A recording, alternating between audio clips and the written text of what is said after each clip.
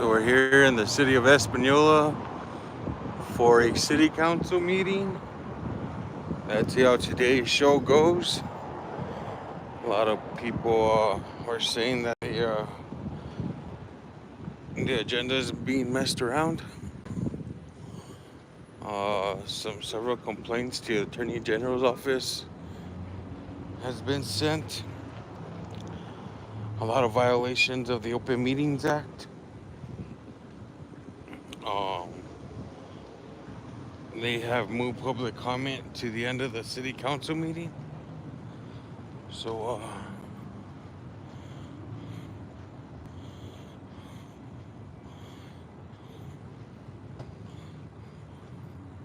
that's Diana.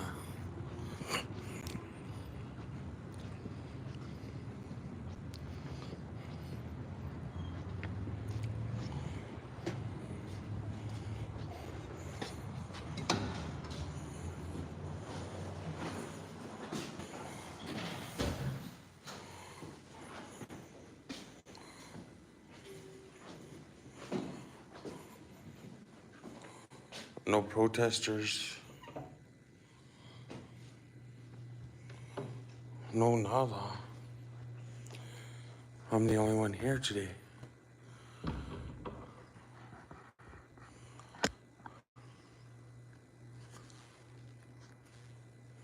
Oh shit,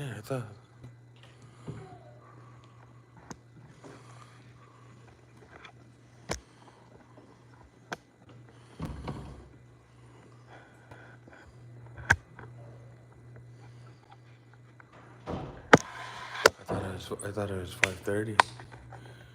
It's only 5:15. Oh well, the doors were open. What's up, guys? Thanks for joining. Appreciate y'all.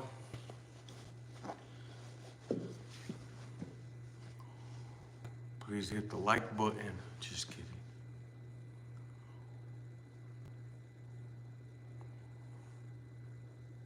John, I'm Cap, Bethany, Calm Chaos. Thank you guys for joining in. And all the lurkers in the background as well.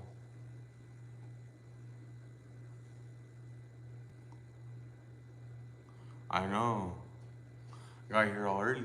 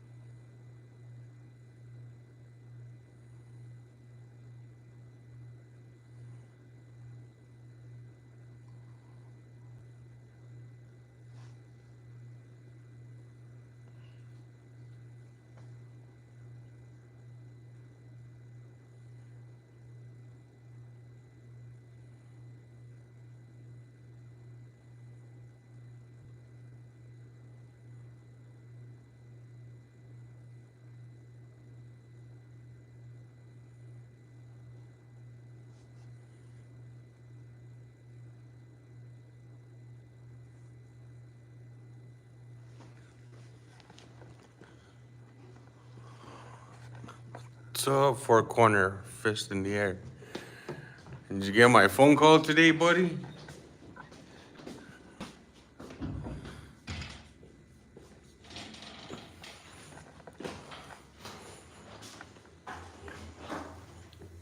I'm gonna come outside and scope it out. It's too early. Nobody's here yet. There's supposed to be a protest going on against the mayor today, but I guess no one showed up for it. There's at least a good 15, 20 people. I know, bro. This is the first time I'm ever early at these meetings. But I got a ride, though. That's why.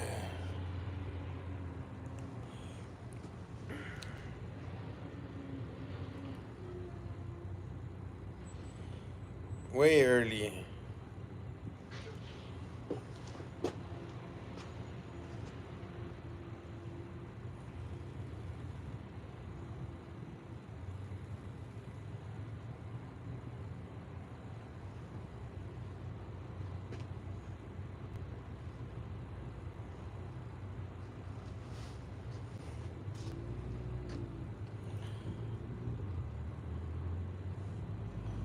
Thank you guys for popping in. They're doing some construction, and it's only a one-lane road. And this road leads you to Los Alamos, New Mexico.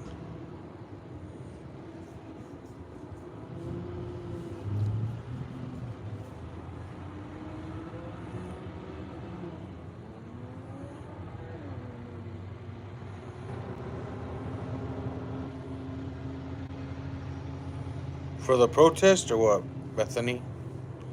You got a new shirt for the protest?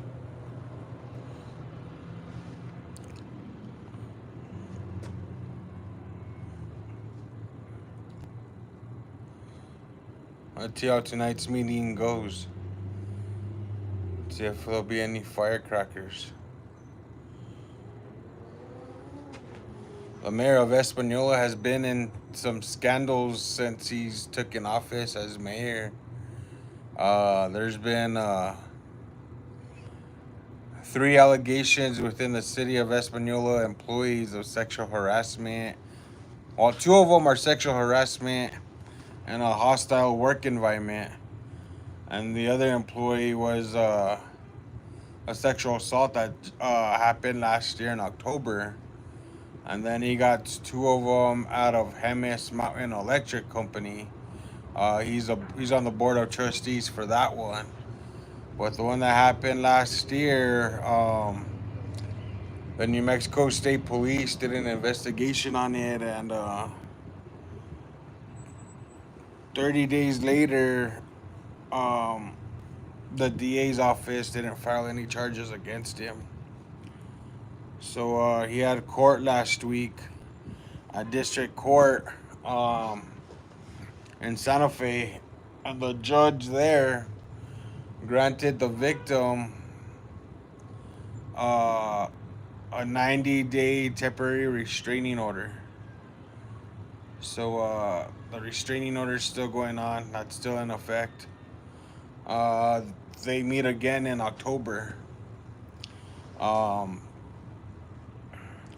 to see where the case goes, to see what's going to happen with the case.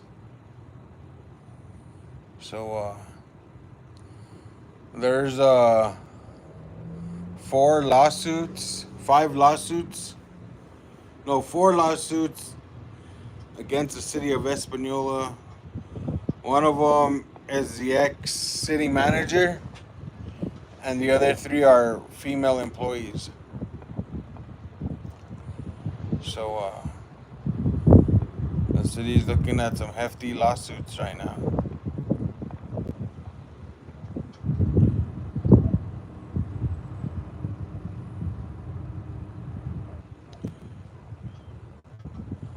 And the mayor, John Lloron, made a comment last month that he doesn't know how to read correctly, because he stated last week at a special council meeting last week, stating that the charges against the mayor have been dismissed.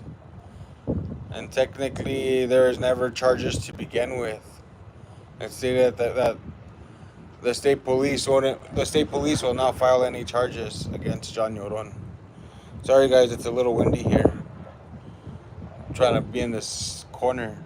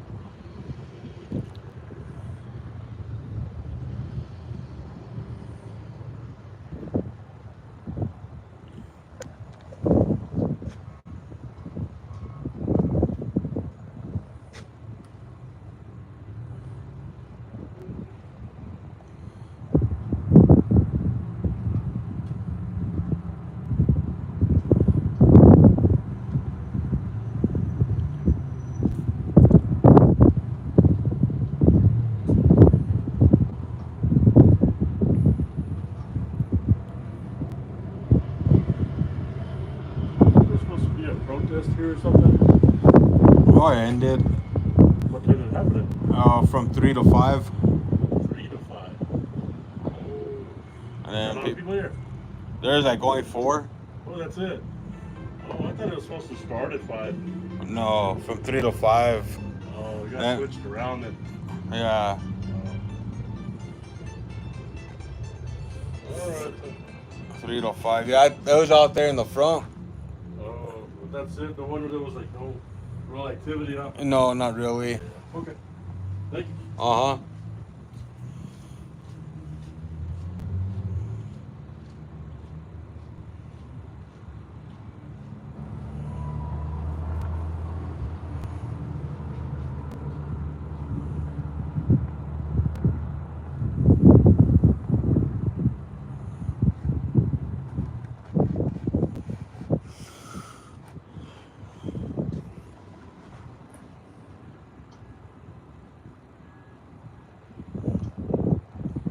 Does anybody know what time it is? Is it 5:30 yet? So I can go back in there and reserve my seat.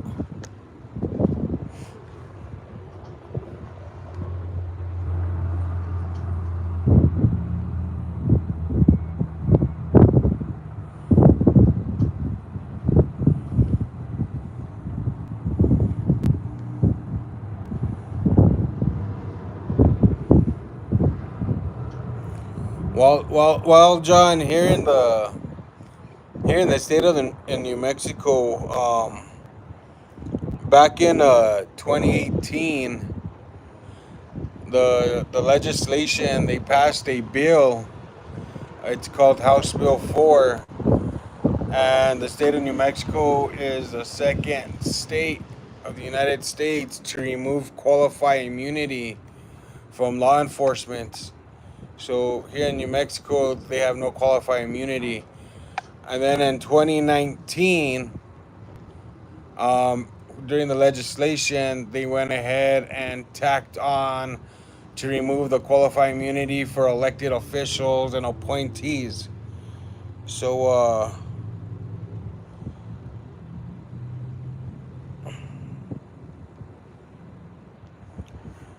no, 2018. It was 2018 on cap. 2018 is when they passed the bill. I had to look it up because there's an individual that's having some issues right now. So it's 2018 that they removed qualified immunity, and then in 2019 they removed it for the elected officials and appointees.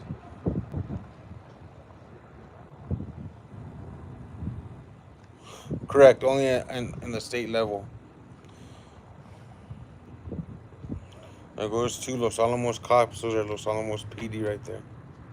And those trucks heading to work to Los Alamos. Los Alamos, New Mexico is known for the Fat Boy. Um, that's where they built that nuclear bomb when they dropped it on Hiroshima for Pearl Harbor. That's what Los Alamos is known for. It's for the Fat Boy. It's a nuclear plant.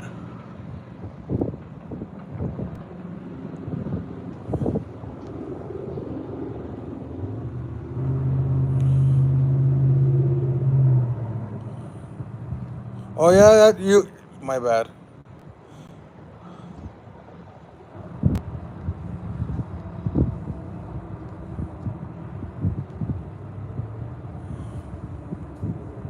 Yeah, only in the state level. And that's when you have what is it called? US 1983 Act, where you can go after them. You're right there, buddy, old pal. Hey, don't be putting caps like that. And cap, just kidding, bro. That's why they call you and cap, bro, because you like caps.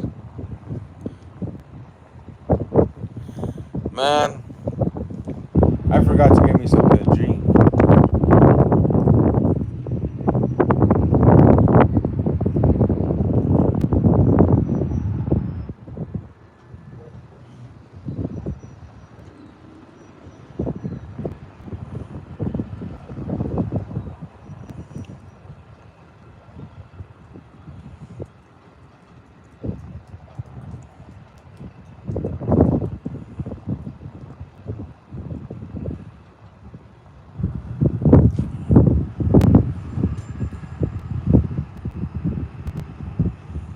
This is called the Lucero Center. It's named after the second mayor of Espanola. It's like an aquatic center. They have a library, they have a swimming pool, they have a basketball gym, and then they have a workout gym in that facility right there. That belongs to the city of Espanola.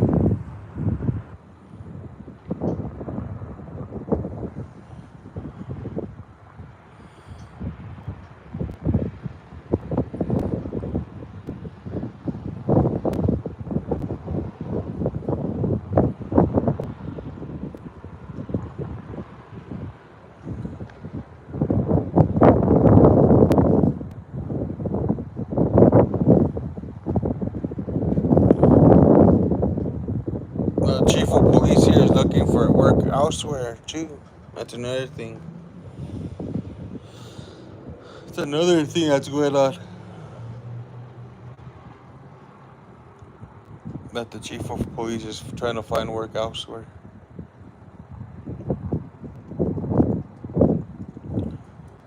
Last time he stated that he doesn't want to leave Espanola. He invested too much in it, and this is where he's from. But he's looking for employment at the city of Santa Fe.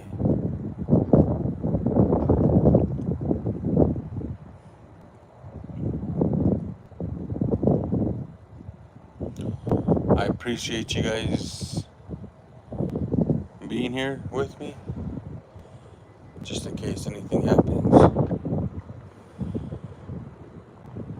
Oh, and then law enforcement, the Espanola Police Department is questioning where their $400,000 went. Supposedly, the governor of New Mexico gave the city of Espanola Police Department over $400,000. So the union of the police department came about maybe 2-3 months ago and brought up the issue to see where their money is at, because the building that they purchased is falling apart. No air conditioner, no water fountains. The plumbing's all messed up. So the governor of New Mexico gave the city of Espanola $400,000 to fix their police department. Coming here tonight as well. They're gonna come and ask for their money, where their money's at, because it hasn't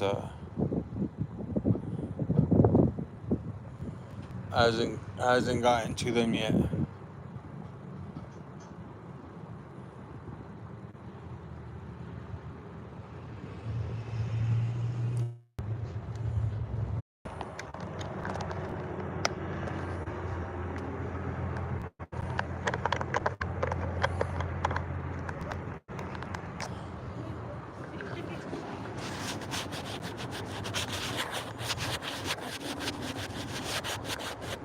A la verga, we have all the holy rollers here, all the gente from Victory Faith, all these fucking Jesus Christ of Latter-day Saints.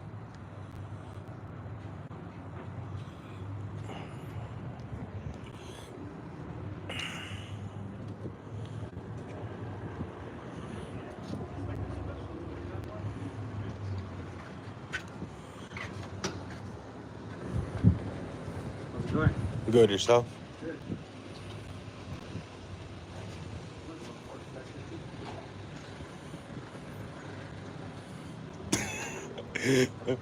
Fuck. A lot. The whole entire Victory Faith came. 6 people from Victory Faith came, a la vergas.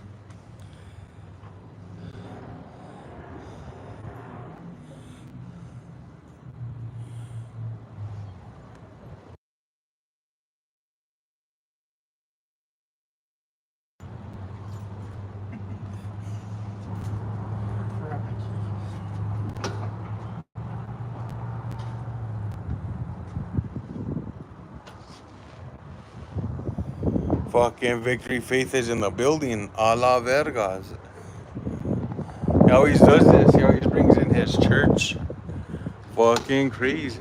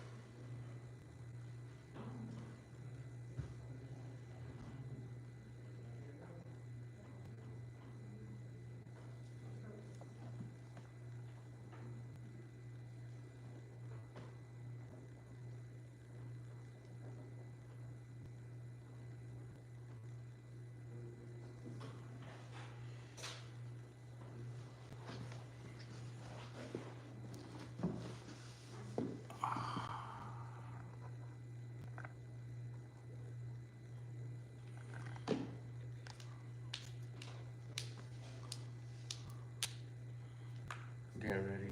Victory Faith is in the building.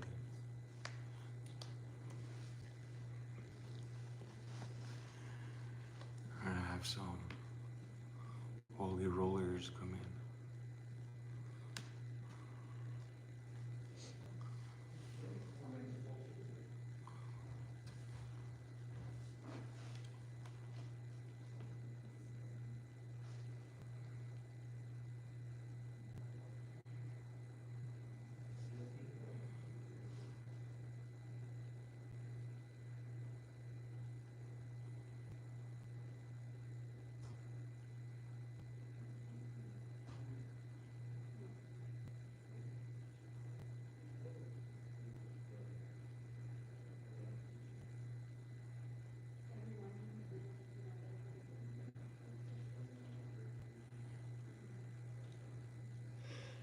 Oh, there's only 6 of them. 6 people.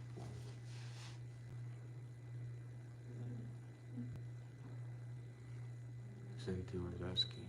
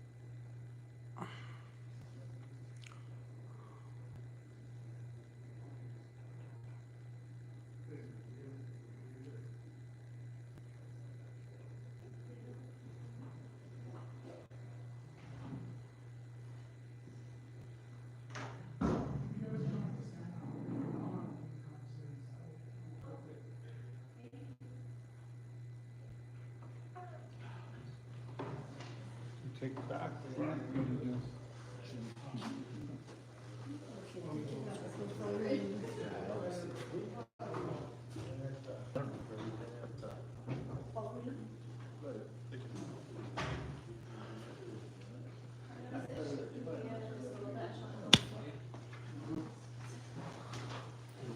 What's going on? What up, loco?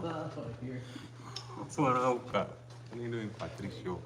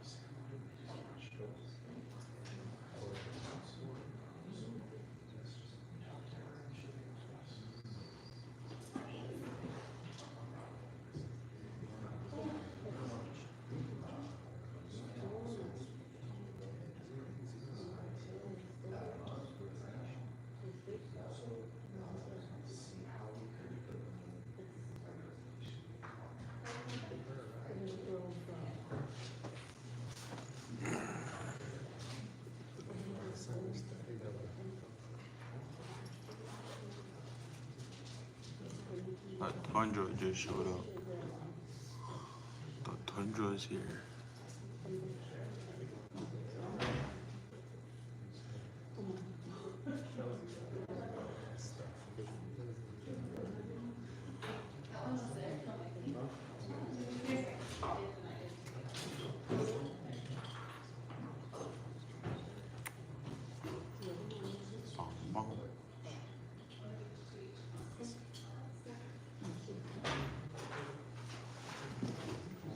I'm in trouble.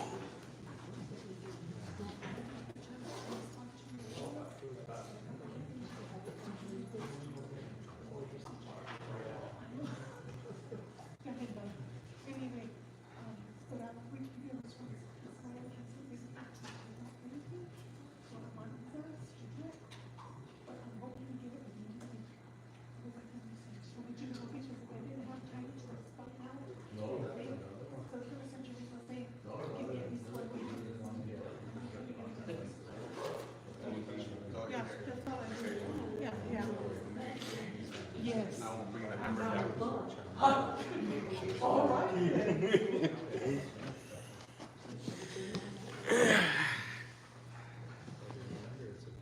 Bum, bum, bum.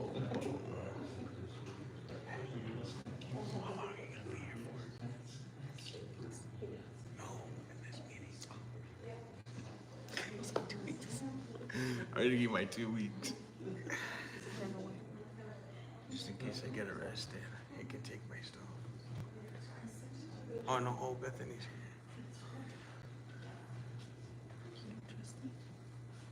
Well, I did, but I just looked and I saw her there. She wasn't here. I said, take it. I do trust you. I want to be asking you if I can trust you. Oh, cool, sweet. Oh, cool, thanks. Hey, Bethany. Hey. I sent you a response to see if, to clarify, and I didn't hear from you.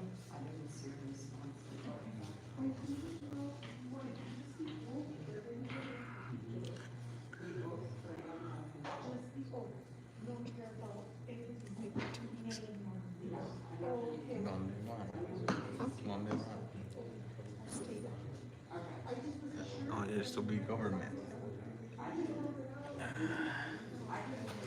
All part.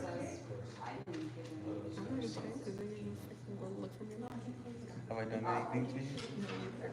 No, have I? I said. Okay. No, you stay that way. Don't give me a reason to. ¿Dónde va? There it is. It's easy money. I have a couple of cousins that work in tax and at the moment they're looking for 2 new sections. I have a couple of friends that work there. One of them, her name is Diana. She works at the headquarters office.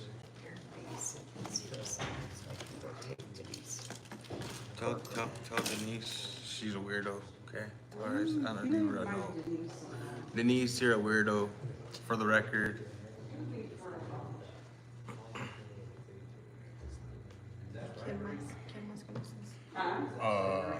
Felicia Martinez, and Fernando Garcia. I went to school with Fernando and What's up, chicken butt? See me here. Yes, I did. And you say hi, just put the drinks down. Put the drinks here. I mean, I kept asking you, did you want water? Did you want water? You didn't answer, so I I ain't just see. brought your water. He's dead. Let's see how this party goes. We got Yahtzee. Yahtzee's in here already. Huh? Oh. What?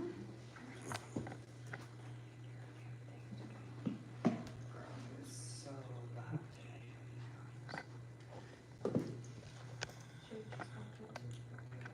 I did.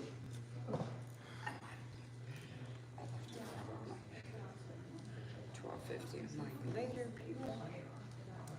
I can't work like this. No. I can have something for dinner.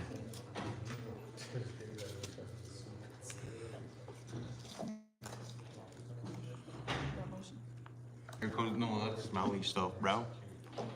Smell off in the moment. Here comes Joe Biden.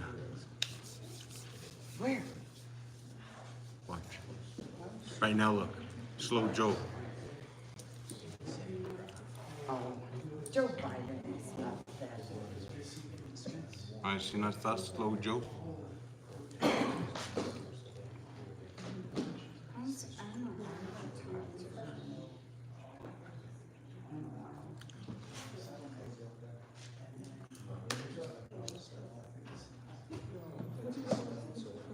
TikTok? I love TikTok. I order tons of stuff off TikTok.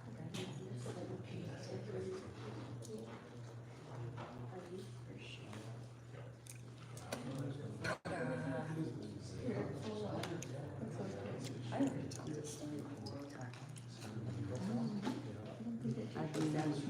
I've been ordering off there for like a year. The only Ms. one Allen that I screw over is on and Miss Piggy are talking outside. That's the only thing that I ever, and I order off TikTok all the time because they have the best prices. Did it take forever to get here? My cases took because some of them come from the judge.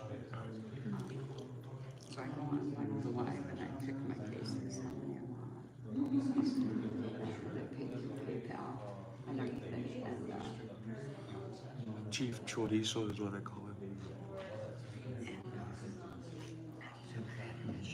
takes maybe like 2 weeks. They're all giving directions. And that's when China comes in.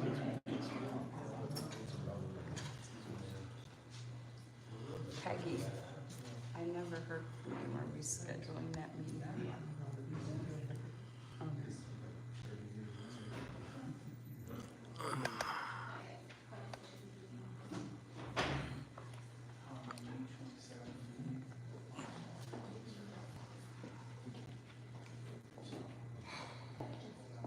Yeah, so just as a matter of fact, just with this.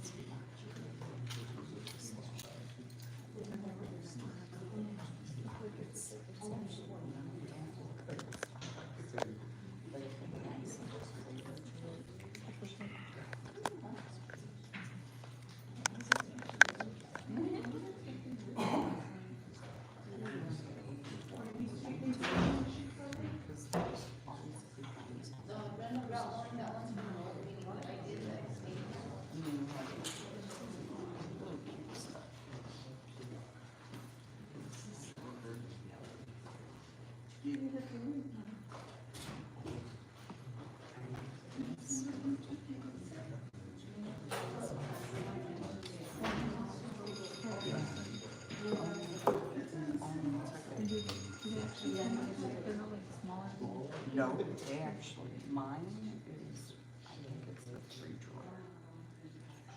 Yeah. 3 drawer. And I use that for like all my readings.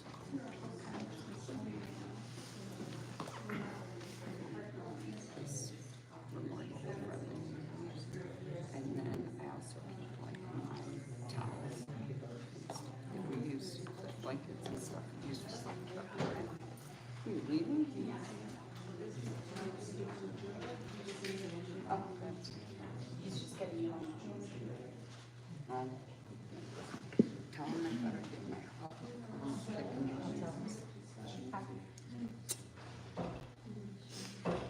Jackie, you know Tilly, right?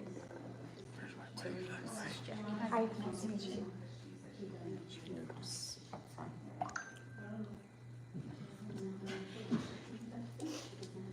Did Cynthia go to see you? They see you.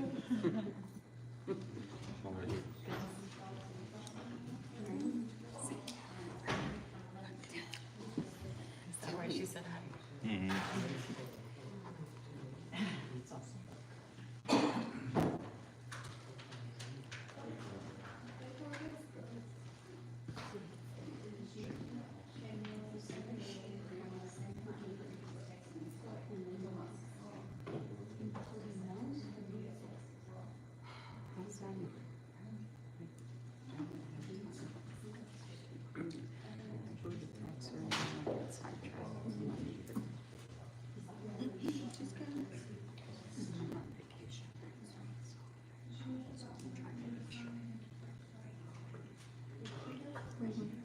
No, I'm on a staycation.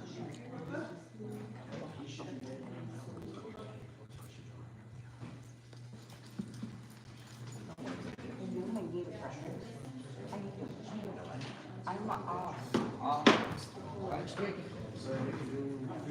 Yeah, and we can go to lunch. I will. Then my little brother.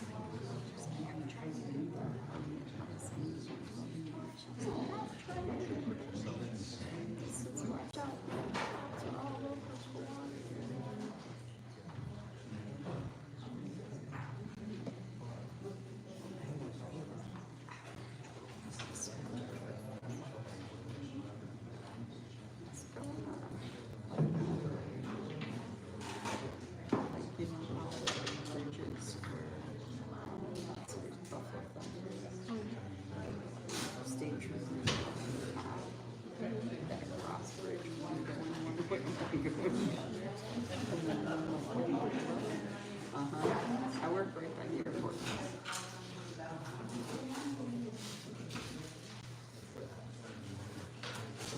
And then as you hit Milwaukee, there's another one right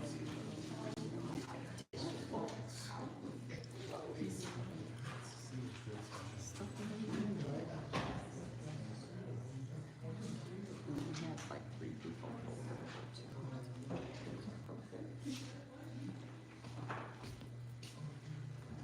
You guys see me a singer? No. Yeah, right there, right here. It's not my friend. On this thing. Sure. Like I'm just waiting to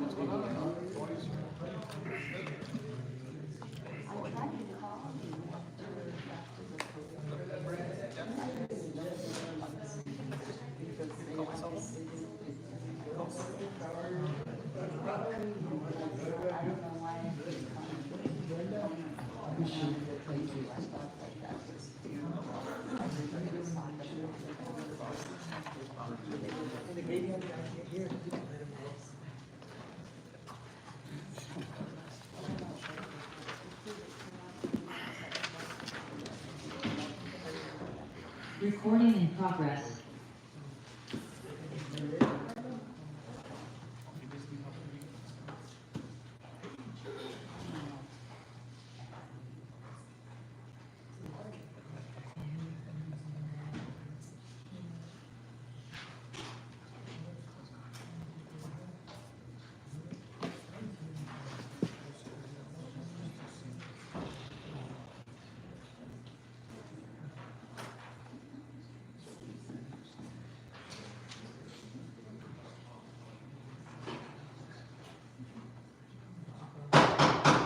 Good evening, everyone. We're going to call this meeting to order. The time is 6:01. Would you please join me in the Pledge of Allegiance?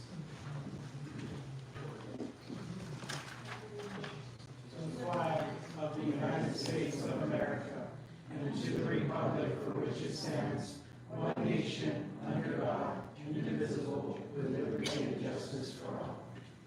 Pastor J.D. Mann of Victory Faith Foursquare is going to lead us in invocation this evening. Would you come on up, Pastor J.D.? And make sure the light is on. Father, we thank you this evening for this privilege that we have together. This place, Lord, we call upon your name for wisdom, understanding, peace. We pray that your name would be exalted and glorified in everything that is said, everything that is done. Father, we pray for our city, we pray for its leaders, we pray for our community, Lord God. We pray that your hand would be upon it, bless it and prosper it, for we ask it in the name that is above all other names, in the name of Jesus Christ. Amen. Thank you, Pastor. Take a moment of silence to recognize Municipal Judge Dolores D. Hill, who was recently buried earlier today. Judge D. Hill served our community from 1986 to 1998 as our longest-serving municipal judge. She also was the first female municipal judge. The city Christmas party that we celebrate every December is a lot because of her fruition. The community outreach program, a lot of the meetings you see first in Espanola that were adopted were because of the encouragement of Judge D. Hill. She had a big impact in this community and specifically on the west side of the city. I know, Peter, she was your next door neighbor for 50, 60 years, and she touched the lives of many of us here in this valley, and just a big loss to our community. And so we send our regards to the Vigil and the Rivera families on the passing of Judge Dolores. I'd also like to recognize Miss Lidia Romero. She is Clarence Maestas, our water director. She's his grandmother. He recently lost his other grandmother. It's been a little scary for the west side. We've lost a lot of ancianos, a lot of elderly people that have been in our midst for a long, long time. In the last year, I think the west side has lost more than 10 people in a 3-block radius. So. Did we recognize Randy Gourele? Oh no, Randy Gourele,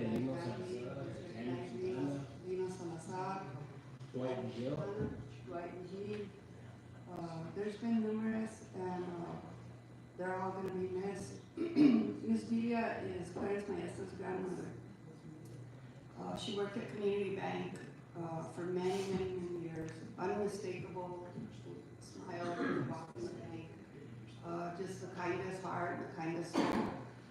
She raised her family here in Corral de Piedra, and she's an amazing lady. Very good.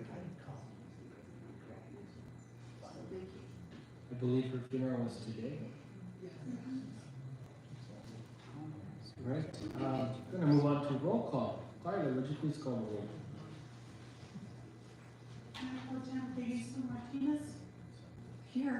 Here. Councilor Justin Salazar Torres. He was going to be appearing via Zoom.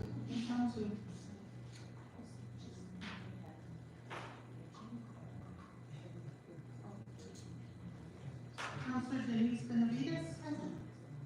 Councilor Aaron Salazar. Councilor Felicia Chileta Toya. She's excused.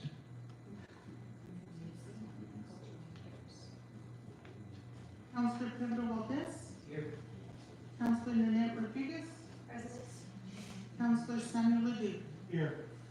We have a quorum. Thank you. Alrighty, if I may now, that I can unmute myself, I'm here. Thank you. Thank you, Counselor. Before you, ladies and gentlemen, you have the agenda before you for this evening? Motion to approve as presented, eliminating item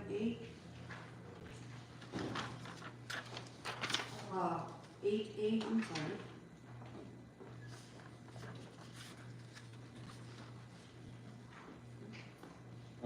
Business with visitors, is that correct? We're gonna be, No, eliminating 8A here. Oh, yes, I'm so sorry. I thought it was under, yes, you're correct. okay, so the police department's not doing a presentation, chief? Okay. All right, we're gonna be removing item 8A. And moving on, oh, sorry, yeah, Councilor Rodriguez, you have a comment? I'd also like to table, the reconnect for Thursday's meeting, so that Michael Adams can be present to present. Moving it to Thursday's meeting? Yes, ma'am. Is that possible? That's not possible. Okay. So it'll be for the next council meeting. Yeah, because they already put the agenda on. I think Mr. Elijah has some stuff on that, if you want to hear it at least. I think the counselor has indicated that Mr. Adams is probably the expert on it, and we could probably get a better in-depth discussion on it. Is it time sensitive at all, do you know? It's the acceptance of the, I think it's the acceptance of the two grants. So that one we're talking about Kelita, No, we're talking about the broadband. oh, okay, the broadband, yeah. It is time sensitive. Well, we're gonna have a meeting on the 25th and 26th, which will be discussed later on, so maybe we can handle it after. Counselor Rodriguez. I would like to take items A and B off the consent agenda and put them on the agenda for corrections. Particularly item A, the May 27th minutes. There are several things missing, particularly most of Mayor Pro Tem's votes. And then I would also like to move item 10, public comment, to make it item 6. How about we move that to make it item 8A? Okay, Is that okay? yes. Hold a minute, Diana.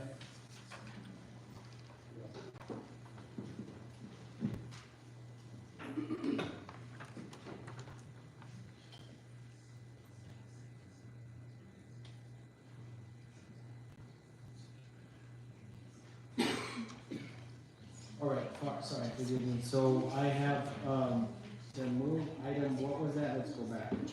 Take items A and B off the consent agenda and to move item 10 to item 8. Item 10. Okay, do we have any amendments to the agenda beyond that? Okay, well, yeah, motion and second on the table. Is there any further discussion? Clarification there? So we remove item A and B from the consent agenda, and so if I'm correct, we're pulling it from the consent agenda and you're going to just have it be handled as a regular action item? Okay, all right. And so then we're moving item 9 to be following item 8. Well, where item 8 would be. Yes. Okay. Motion in the second. And we're also moving the reconnect to the next meeting, correct? Yeah, well, we're just gonna put it on that 25th and 26th agenda. Because if we tabled it, we have to table it to the next regular meeting. Okay. All right. Motion second on the floor. Any further discussion? Can we get a roll call, Madam Clerk? Mayor Pro Tem Peggy Sue Martinez, In favor?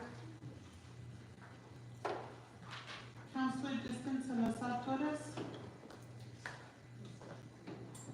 Diana, make sure.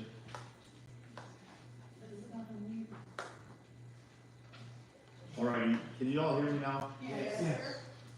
Okay, this is very frustrating. I'm trying to unmute myself during this whole conversation, and I can't. It's not letting me, for whatever reason, somebody's blocking me.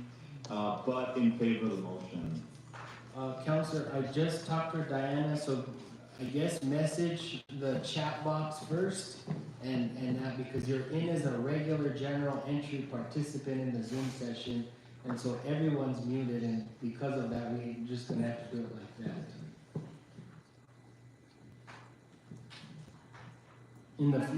In the future, if we can get it where it's set up like a seminar style, and then where we can create first people as moderators of the seminar, it will allow the council to be able to interject. But Councilor Salazar Torres, just message the chat box that you'd like to be called upon, and Diana is keeping an eye on it. I did pull her aside just a few minutes ago, and so she is aware of it. Thank you.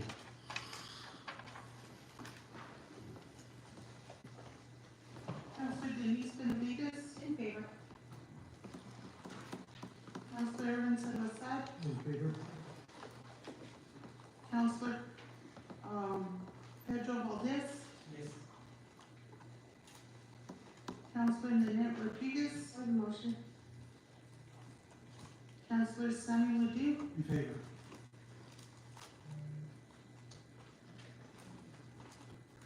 Motion carries. We're gonna move on to the consent agenda. Motion to approve all items except A and B. All right. Motion to adopt the consent agenda by Mayor Pro Tem Legacy Martinez, second by Councilor Valdez. There's no discussion on consent agenda. Can the clerk please call the roll?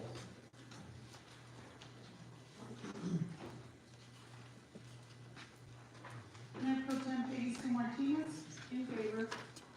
Counselor Justin Salazar Torres.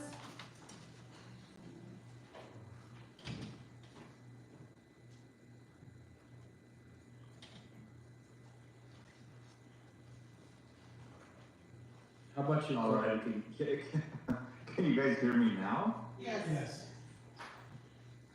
In favor. Councilor Salazar Torres, when he gets called on, have him go called last so that he can have the time to respond to unmute him.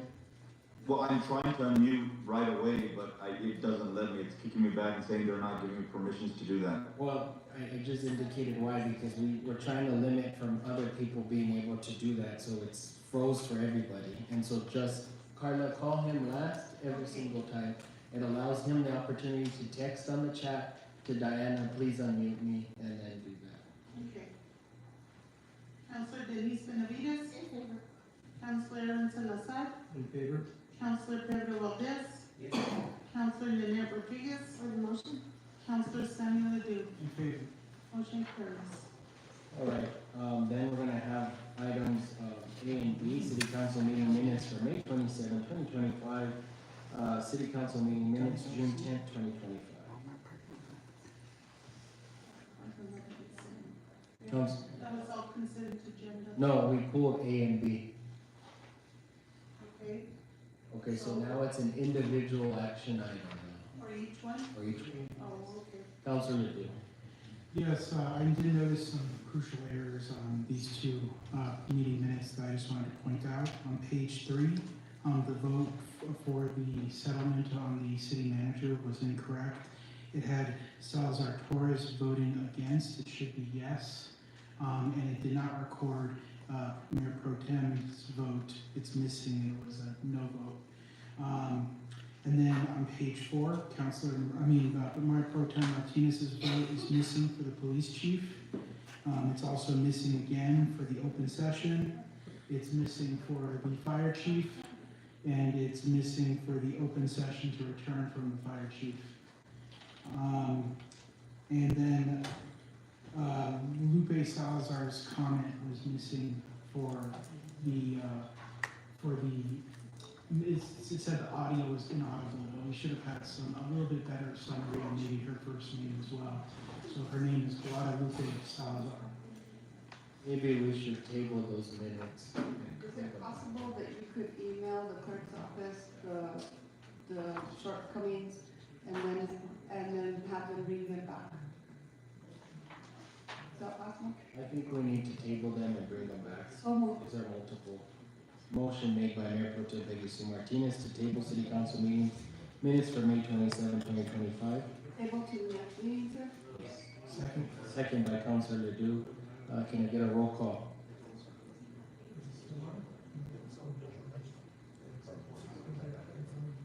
Mayor Pro Tem Peggy Sue Martinez. Favor. Counselor Justin Salazar Torres. Call him last. Yeah, call him last. Give him the opportunity to. Counselor Denise Alrighty. Benavides.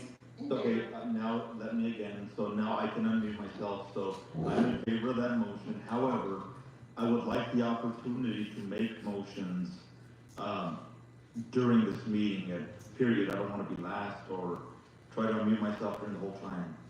Just wanna put that out there. So just message Diana and she will. I have, so, Mayor, with all due respect, I don't know if that'll suffice to make motions, be the second or the first, whatever. But I'm really trying here. I understand, Counselor, but we're trying on our end with that technological ability. We have to set up the meeting like this to allow for Zoom. The seminar style is not able to be accessible in this aspect, so everyone has to be muted, unfortunately. Would it be better if I called him and that way he can be at his mic? I think it would actually be, well, that would work too, but we need to make sure that there's a legal record that he's on the meeting, and so that is being documented, that he's on the whole time, because if he falls off the meeting, it has to be indicated what time he exits the meeting and what time he comes back into the meeting. If I may, Mayor, I don't Yes. know, am I still muted or not? No, I can hear you. Okay, if I may, everybody that's on Zoom, if I can state to please be respectful of the meeting and not speak out and whatnot, and you guys can avoid people unmuting and speaking freely, please. I think that's fine. I think you can try it and see how that goes. Yeah. Thank you, and I wholeheartedly, respectfully ask that everybody please just be respectful of the meeting. There's rules and order that we gotta follow, and just don't speak out of turn. I'm really trying to work here with everybody, and I can't unmute myself because everybody's afraid of something, so please. There's not a way to change his role.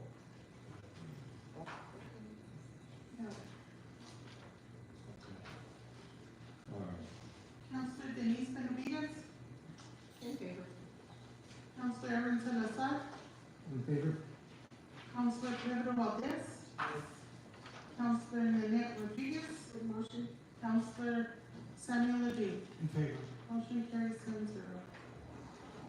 And then June 10th is a little bit. Yes, City Council meeting minutes for June 10, 2025. Councilor Ledoux. These ones are a lot easier. The Enya is missing from all mentions of Espanola and Oñate.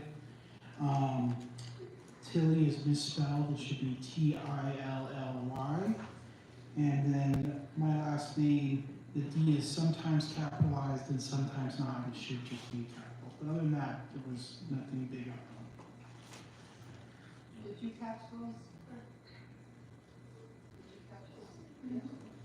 Okay, motion to approve with those changes? Let me interject too as a follow-up, just to ensure, can you send that as an email to the clerk's office to ensure that we get all the documented corrections to the minutes? Yes. We can still adopt the minutes, but let's ensure that we get them done correctly, and that'll be done to a digital.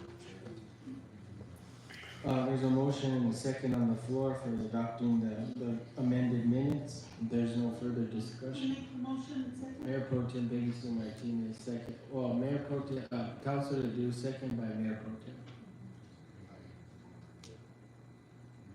If there's no further discussion, would you please call the roll, Madam Clerk?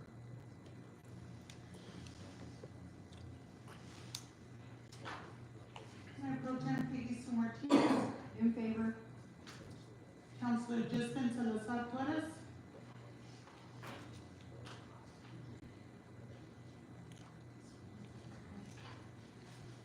I told you to go.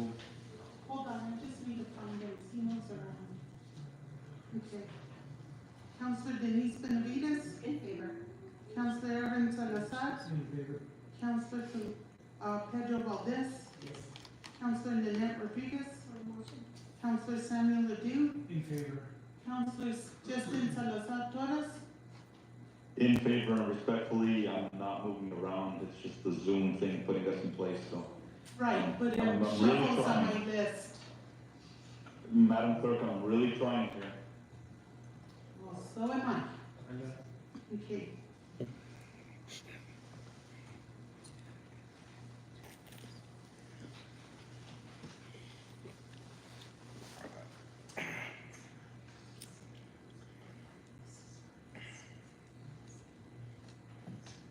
Right, okay, so I think that handles all this housekeeping matters. Councilor comments? Councilor Ledoux. I want to say thank you to Chief Mizel Garcia. He really helped me out with an issue this week regarding the homeless encampment behind the Fairview Post Office. Unfortunately, there is still some issues there because of private property issues, but it should be something on our radar that the squatting issue by some of the members of the homeless community, not all of them, but some of them, is getting out of control. It just seems like they're continuing to build encampments. I saw one over by Wells Fargo. I saw one over by Burger King. I saw someone on Facebook, but I didn't see it myself, said that they sometimes still pop up behind Ranchitos Park. It's something that we really need to get under control. It just seems that this issue is becoming more and more prevalent, and hopefully, we can get the anti-squatting ordinances that we ran through legal back on the agenda at some point. I've had a couple of constituents also indicate to me that they've seen a water conservation surcharge on their water bills, and I saw it myself too. I don't remember us ever speaking about this. Maybe this is something that existed before that was just not charged before, and now we've started to charge it, but it has increased people's bills by a little bit, and I've had a lot of complaints about that. I also think that we really need the drug dealing in the city is just getting out of control. I am completely frustrated by the inability to shut these things down. We see it openly in the streets. We see people suffering from addiction, swaying back and forth on the side of the road. And, we always want our city to look its best. When people drive through town and they're seeing people high all the time and nothing's being done to try to get these dealers, because let's face it, these dealers are the ones killing our community. They're the ones destroying families. They're the ones killing our people. And I think we need to seriously consider asking the Drug Enforcement Agency to do a major crackdown here in Espanola. We need something done. People are dying. And more, I see more of the people I knew in high school and college ODing. We had that devastating report at the city council meeting about the rise of meth in our community. So we're going to soon have a dual drug crisis, not just opioids, but meth.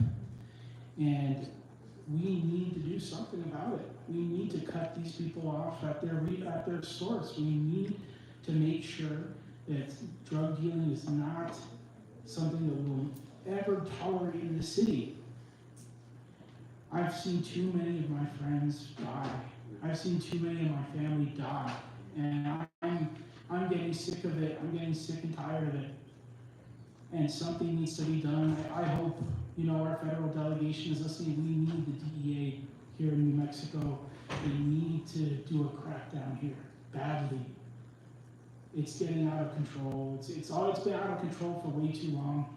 For some reason, Black and brown communities always get ignored when it comes to the drug crises in our areas. We always see on the news about the opioid epidemic when it comes to Appalachia and in the Midwest, but you never see them talk about places like Espanola and how we're suffering and how nothing's being done here. We've been suffering from this since the 1970s. This isn't a new phenomenon in the 2010s like those other places. This has been happening here since the 1970s. We've had 3 generations of this, and for some reason, it's just not taken as seriously. It just isn't by our leaders in the federal government, by some of our state leaders. The Espanola Valley is suffering, and we need help. We need help. We can't handle this alone. Our police are overworked every day. You can ask Chief Garcia, they are flooded with calls when it comes to the drug problems in the city. We need help.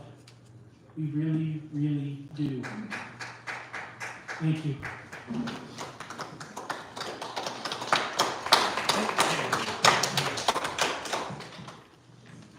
Councilor Salazar Torres. All righty, holy smokes, I could unmute right away. Thank you, guys. I guess first and foremost, I want to congratulate my daughter and the class of 2025, my oldest.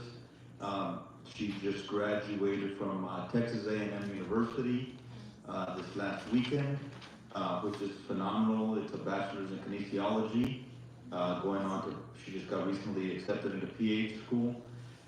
So that is something great to bring back for our valley, that you got a local pursuing such ambitions.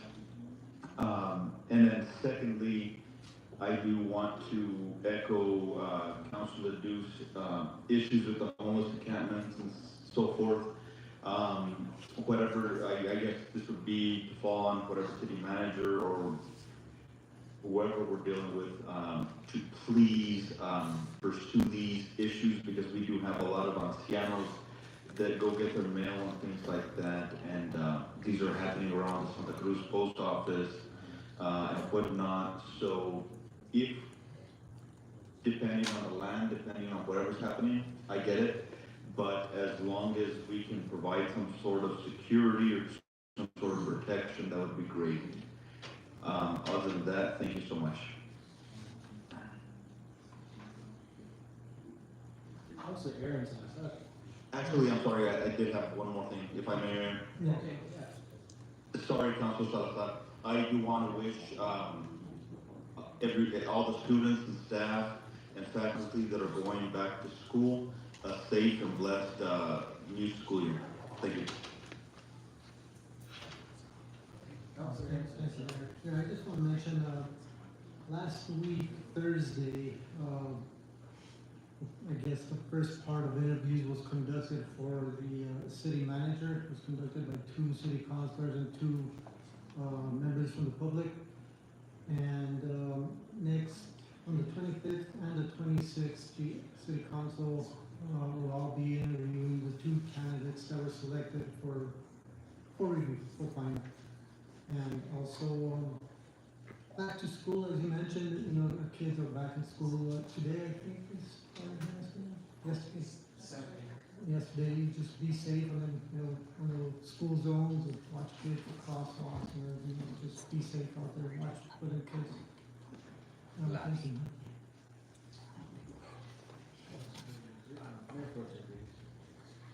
Did you have your hand up?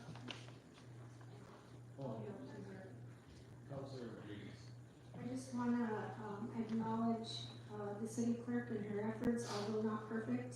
Thank you for getting all the meeting minutes on the agenda. I appreciate it.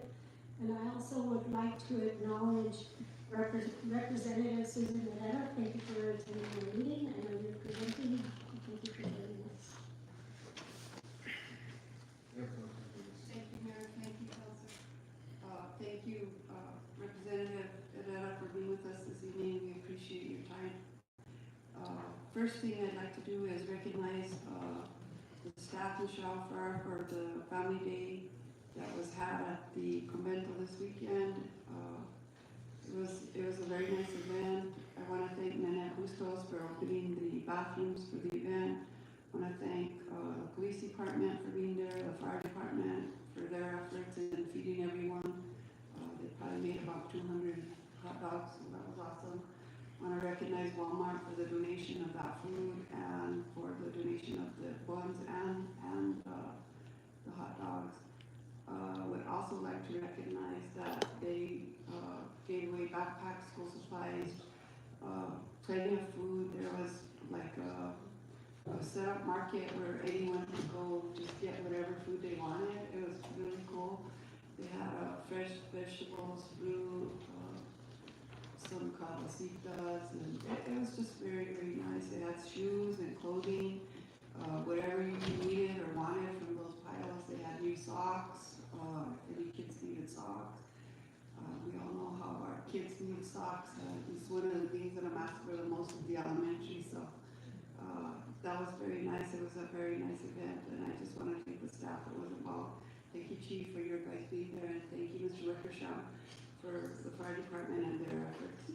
Appreciate that. Want to congratulate Justin's daughter on her endeavors in completing her bachelor's, and we wish her future success in her route to becoming a physician assistant. It's very impressive. We always knew that that girl was very bright and she had a bright future, so congratulations to you and your wife and your family in that. Other than that, Mayor, that's all I have. Thank you.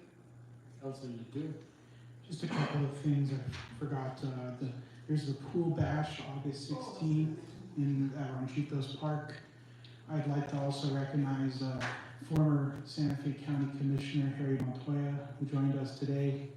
And then I also want to thank everyone who's been praying for my mom. She just started chemotherapy in Houston today, so still keep her in thoughts. Thank you.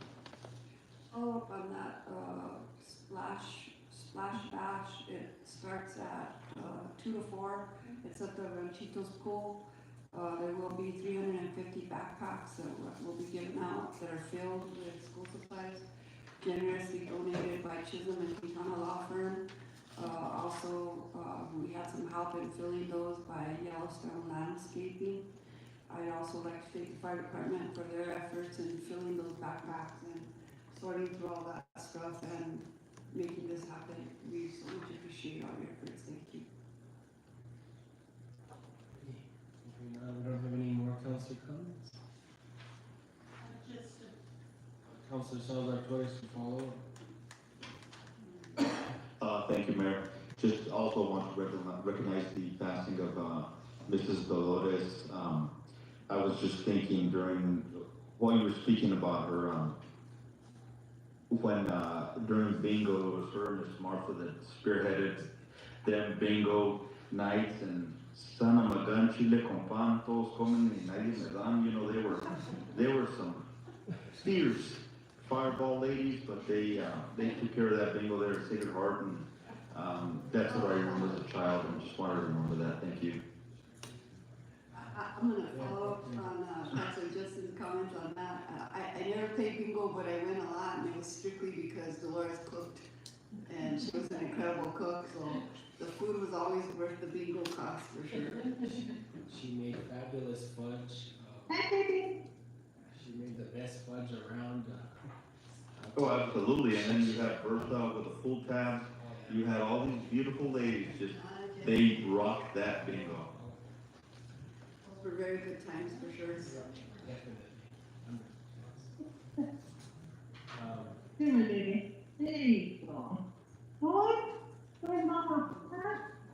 That's what happens. Matters from the mayor. Wanted to announce that City of Espanola Police Officer James Quintana, who served in the National Guard since February 2020, he was called to active duty commencing on August 1st for a minimum of 400 days. He's not at liberty to discuss his location, but we wanted to recognize him because he joined our police department on November 1st, 2023 and graduated from the Drexel Law Enforcement Academy on June 13, 2024. We are very proud that he's committed to serving his community and his country with honor and dedication. We ask that you please keep him in your thoughts and prayers while he's serving our country and our citizens, and we look forward to his safe return to the Espanola Valley.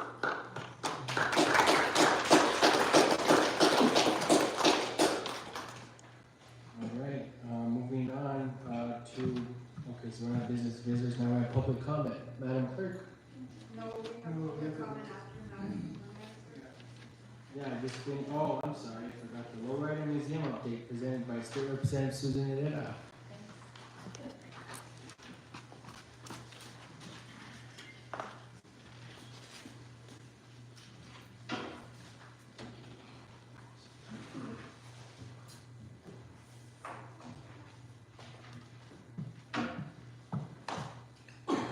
Thank you, members. It's great to be with you tonight, and it's great to bring some good news. And I think good news because this city and this council and your mayor and everybody really supported this concept at the legislature last year. And I want to tell you, the Cultural Affairs Department is so excited about this. I don't want to brag too much, but I think they're more excited about this than any other thing that's going on, because, you know, everybody loves the lowriders, and everybody knows that Espanola is the capital of the lowrider community in the entire country. And so when I brought this forward to the legislature, everybody was really excited. And we put this money in House Bill 2, and it went through the emergency clause, which means that they started work on it as soon as the session was over, and they were able to hire a consulting firm, an architectural firm out of Albuquerque that really, part of their portfolio is they specialize in helping museums and getting those started and studying them. I know that you all have a packet that they have prepared. The architectural firm is run by, it's called Sam Sterling Architecture, and they kind of specialize in museums. And I have with me tonight, I have Samantha Swaverly, and she's a senior associate with the firm. And last Thursday, I called them up because I called it Cultural Affairs because I was saying, hey, what's going on? You know, it's easy to implement legislation, but it's hard to get it done. You know, it's hard to implement. And so I said, hey, what's going on? They said, well, we really actually had a lot going on. I said, great. And I called Peggy up at the last minute, and I said, Peggy, can you meet me tomorrow at like 10 o'clock? And she said, sure. I said, okay. And I said, this firm is coming up, and all of a sudden I realized they were going to brief me, but I thought, what am I going to do without, somebody from the city? So Peggy came along, and we went and looked at the sites that the mayor had picked out, and generously this council had offered. We also looked at the Hunter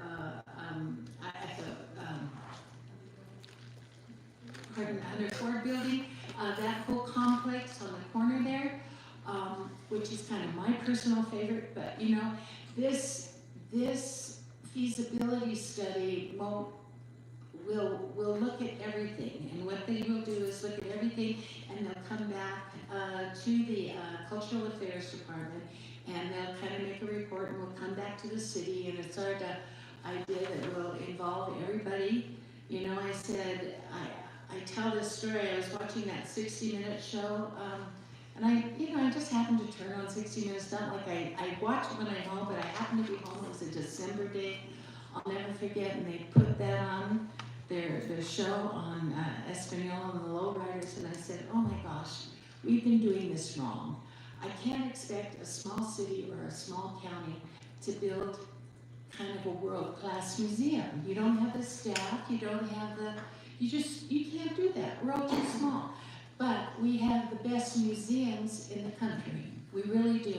And I went and met with Cultural Affairs, and I got kind of excited about it. We wrote the bill, and we got it passed, and so here we are. And I'm going to have Samantha kind of walk you through this portfolio that you have before you, so that you can see what this process involves. So already, I just want to tell you, it's not often that in, August, the budget year starts in July, and we've already had an associate hired, an architectural firm hired, that's already looked at this and put together this portfolio for you, and then I'll have Samantha present it, okay? Thank you so much, Representative Rivera. So I think you outlined it pretty well, so we'll just kind of go into what we have on our packet that we passed out. That is the proposal that we put together when the project went out. So what we really wanted to do with our team and the goal here is to really have the community voices be heard from the beginning. So as you can flip through, all of those photos are from Jessica Roybal. She's on our team. She is from Taos, New Mexico. She is in the lowrider community. She's a photographer. She, does her own type of consulting, and we really needed her on this team. And we also included Levi Romero, very similar. I'm sure some of you guys know him. He's super involved from, the earlier days maybe of low riding, and he just, I think, retired from UNM. He used to teach Chicano and Chicano studies. So we really needed both of them right next to us from the beginning on this one. So that is our local representation that we want to follow this project through. And then we also have AK Cultural Planning. They are the national museum expertise on this team. So they're out on the East Coast, but they're kind of going to give us the bigger, broader image of it all. As you mentioned, this needs to be a world-class museum because it is so unique, and we need their help with that. So this first phase of this project, what we're involved with, it's not designing your building. We're not jumping ahead to that. We're really creating a roadmap for success. So we're really looking at Espanola's economy, the visitor experience, how this building is going to get maintained, the operation side, almost the building blocks of what this museum needs to be. And we're hoping that that creates a really strong foundation for when this project actually kicks off. So that's really what we're doing with this first phase. The packet that you'll see, you can read all of our resumes on who's on our team, our work plan, our rough schedule, who we want to involve. We want to involve Espanola. We want to be here with the community, with the public. We're going to have these meetings with everyone. We're not here to do it on our own. We really need the city of Espanola to really help us put this together, and we want to make this work for you guys because it is an incredibly exciting project. So that's our brief for this first phase. Thank you. And I'm sure you had a lot of questions. We're here to answer if we can. Again, it's not going to be me, it's not going to be Samantha. It's really gathering the whole community. And sometimes I have to laugh because I said, we had tried to fund Rio Riba, and it just I said it turned into a circular firing squad. So what I'm trying to do is get all the different groups, and everybody kind of represents a part of the lowrider community, so it's bringing them all together. We'll also be working with Northern so that we can have kind of a cultural tie and kind of an academic part of this program, and Patricia Trujillo will be working on that. She's also assigned to work with cultural affairs. We wrote it into the bill so that we would include an educational component. I would like to, gear up the automobile diagnostic, all those programs, and have that at Northern here in Espanola so that it's linked to the museum. I see a time when I also went out to the Patterson Museum in LA, and I don't know if any of you have seen that. It's a car museum that was built by one donor. One donor built this thing, and it's probably not as big as the Hunter Ford place, but it's 3 stories high. And what they did, because it's Hollywood, they took all the cars that were in all the different movies, and they have them in this museum. And then in the background, they have pictures and movies, short movies of the people who built them, and how they did it, and how they designed it. Or they had pictures of the drivers. So I can see, pictures of our lowriders in the back of their cars telling their story, how they did it, why they did it that way. And frankly, I looked at the cars there, and I've been to the car shows here. Ours are just as good, if not more beautiful, in my opinion. I'm not a car expert, I'm not a lowrider expert, but in my opinion, just as beautiful. Thank you. One of the things that was discussed there is that there are lowriders throughout the state of New Mexico. Albuquerque Valley is one stronghold of an area of lowriders, and of course not the stronghold that we have here in our community. But one of the things that was brought up is a vision of inclusion, to include all lowriders, to have special times when these people from not Espanola can show their vehicles in our community, and inclusion for all the riding entities within our community, and also inclusion in the vision and having people have a voice at this point as to how this develops. Representative Herrera, without your vision, without your movement at the state level, this never begins. So we owe you a debt of gratitude for that. We thank you from the bottom of my heart, seriously. This is something very big for our community, and I thank you for that vision. I want to go back to the second page, if you will, or the first page. It is the second page. There's somebody named Levi Romero here that was an associate professor at UNM, and he's also a poet. I've heard him at different meetings, and he's an incredible public speaker. I was shocked to know that he was in my 5th grade class. His dad was city manager. His dad was city manager. Yeah. And his dad was also a teacher at Espanola Elementary. He told me a story that Johnny Martinez, the chief of fire, got hurt, and I guess I carried him down to the nurse's office. That's very different. That was really fun, but I also want to recognize Ms. Pacheco. She is, Raquel Pacheco, would you please stand? She is also from the area. She's working with the architecting firm. She has roots in Jamaica, so we're very well represented as far as that goes. Any counselors that want to be involved with this initiative, I think it's very important that we get involved and we start to push forward with this as much as possible. Mayor, it's something I believe that we really need to get behind as a community, support this in every way possible. I think that there's a lot of interest in seeing this to fruition, and I look forward to what that's going to look like when it comes. Thank you. I think the city has demonstrated our best foot forward to you back in March when this was discussed.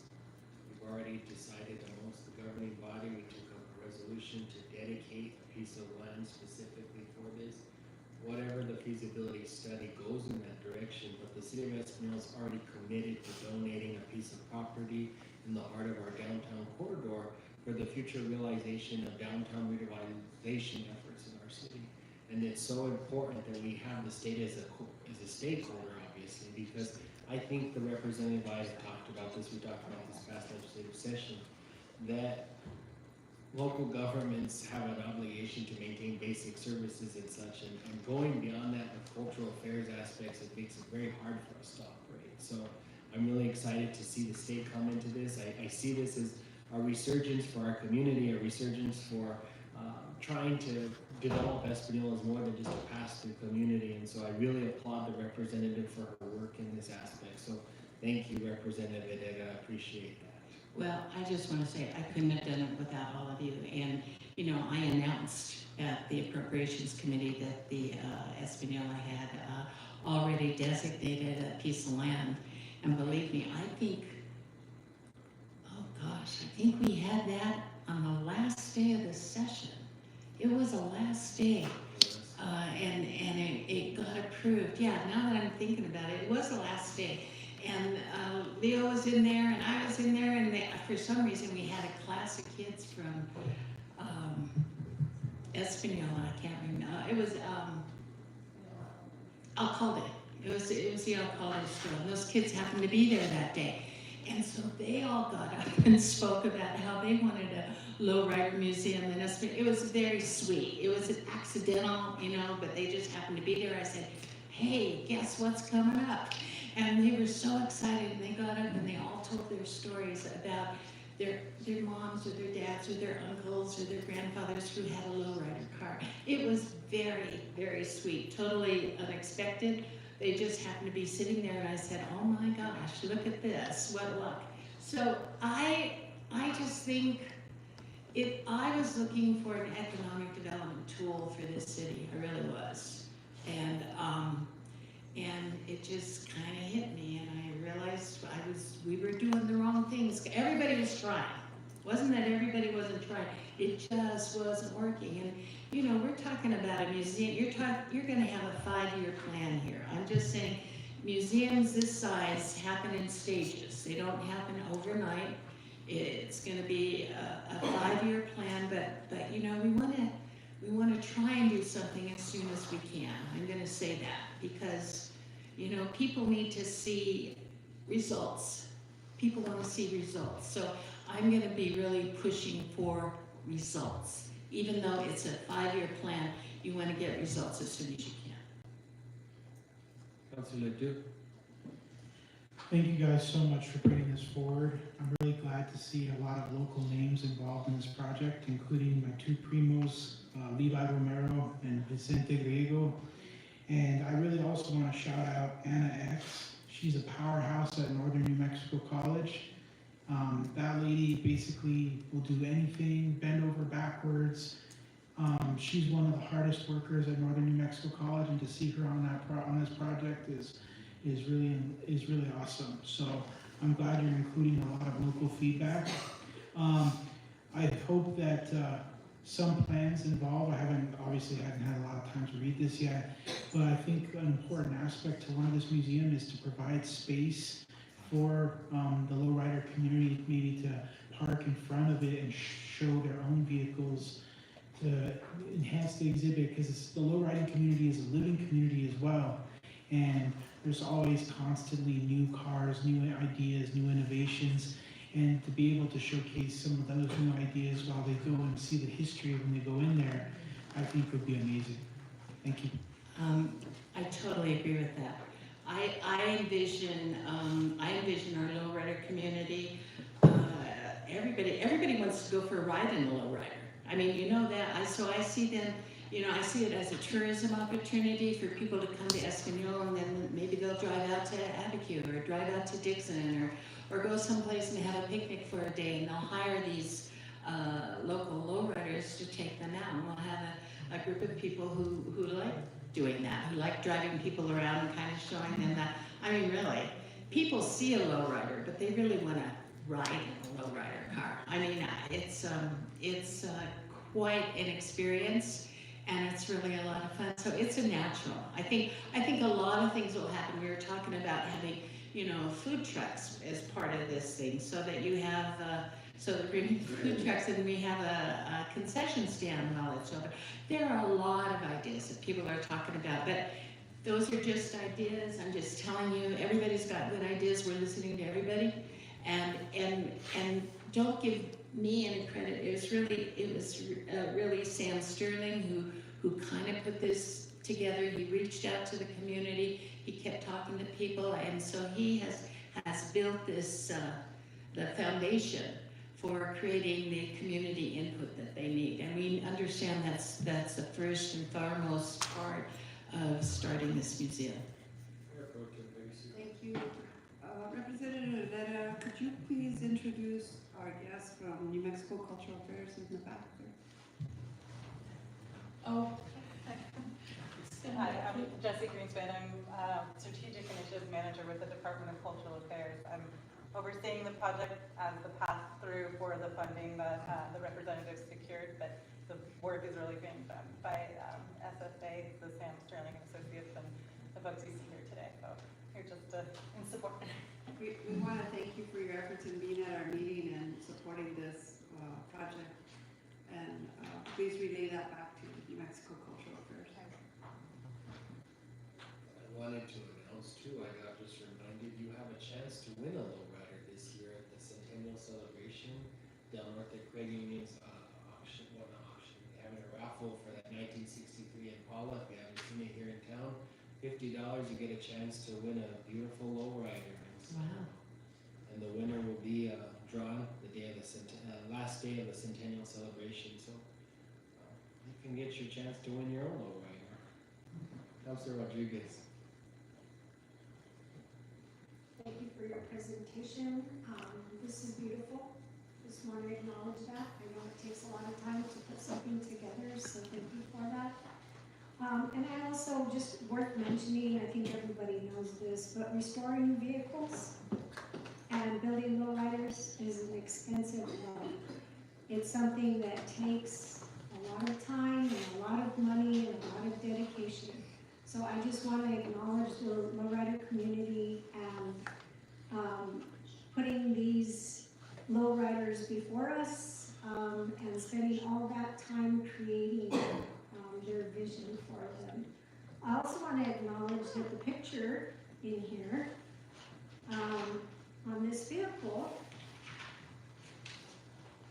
so Joanne and Lolo, my husband Casey Martinez sold this vehicle to Joanne and Lolo in 2006. This vehicle was built by my husband. I'm sure you've had improvements on there, but so my husband and I dated in high school, so we drove around in this low rider. So I love the picture. Thank you for putting it here. All things are local. I swear to God. You talk about lowriders, all things are local. Thank you, Representative. Thank you for an update regarding the Lowrider Museum. Whatever else, the City Council's already passed a resolution in support, and so I don't know if you have a copy of that. I think I do, and I think I framed it. It's in my office, as I recall, so I really appreciated that.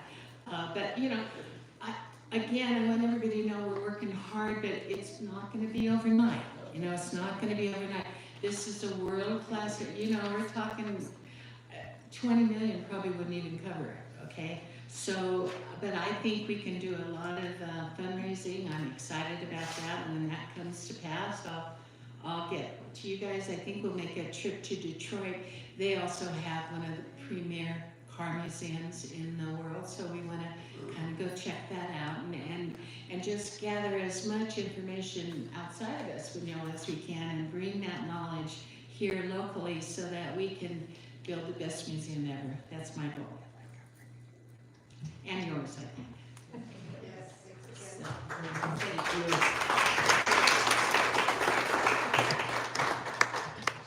FY24 audit closeout. Oh. Come on up, Mr. Corner.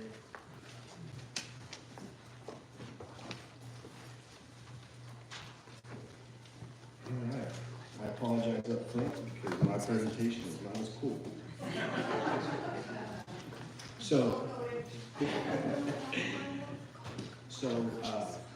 Thank you guys for allowing us to be here today. My name is Robert Gonzalez.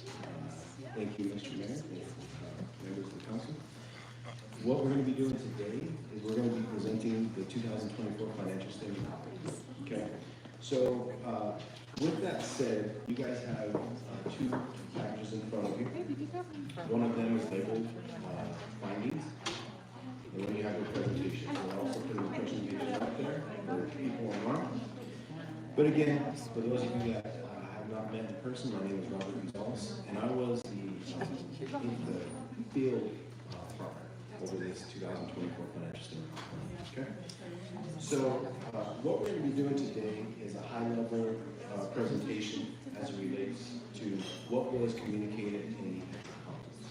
As your auditors, I have several required communications that I have to do. One is an entrance conference, one is an exit conference, and then now to present in an open forum. Okay. What I'll be doing today is sort of the summation of what we went over in the exit conference. The exit conference, we went over several things in detail. Okay. At the end, there will be time to discuss in detail if you would like, but again, I'm going to keep this high level. So the agenda that we're going to be going over, we'll go over the opening and timeline. We'll go over some financial statement highlights, some communication with those charged with governance. Then we'll go over the auditor's opinion and reporting, and then again, we'll open it up for any discussion.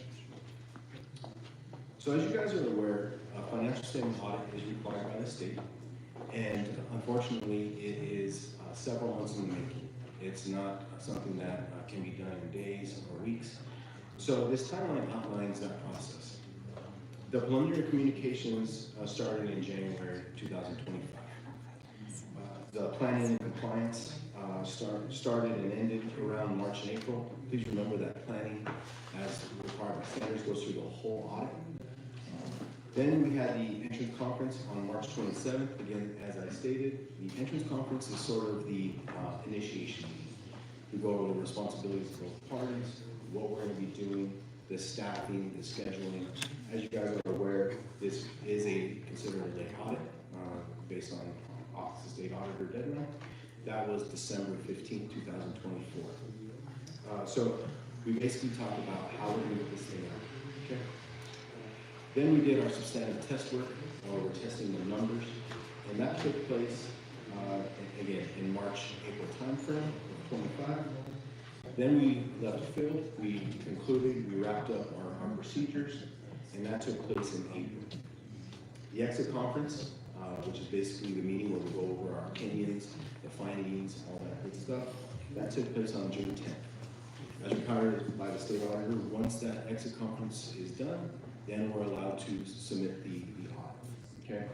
For your information, after we submitted the audit, it goes through the state auditor's process. They have 2 phases of a lot of quality control review, and we got through all of those phases, and the financial statements were actually released in July of 2025. 5 days after that, it was open for a public conversation. Okay, so that's the timeline. As it relates to the financial statement highlights, again, on the left-hand side, the dark green, those are 2024. On the light green is 2023. The revenues of the city, again, this is going to be at a government-wide level, so it includes long-term portions and accruals. You had about $30 million of revenue in 2024 versus $29 million in 23. So you did get an increase. As it relates to the expenses did decrease. You had around 24 million in 2024, and you had almost 27 million in 2023. Okay. Now, the thing about this is, as it relates to the cash, your operations, due to the revenues exceeding expenditures, you did see an increase in cash. You had 16.7 million in 23. You ended fiscal year 24 with about 21 million. Okay, so there was an increase in cash. Your general fund balances, that's the general fund operations. We did see a decrease in general fund balance, which was more related to the transfers out. But you went from about 6.5 million in 23 to about 5.4 million in 24. Okay, so a little bit more data as it relates to the financial statement highlights. Almost every major fund that is reported in the financial statements had revenues in excess of expenditures. Your main one that made a lot of revenue that year was your infrastructure capital project fund. That made about $1.1 million. Again, revenues over expenditures. Your proprietary funds made about $2.5 million. As it relates to the city purchases of capital assets, you guys spent about $3.5 million in the governmental sector to replenish your capital assets or spend on infrastructure. And you also, spent about $1.1 million on capital assets for the business type. Okay? In 2024, the city paid $1.3 million in debt principal payments. Okay? You have a little issue with that? Want me to hold on?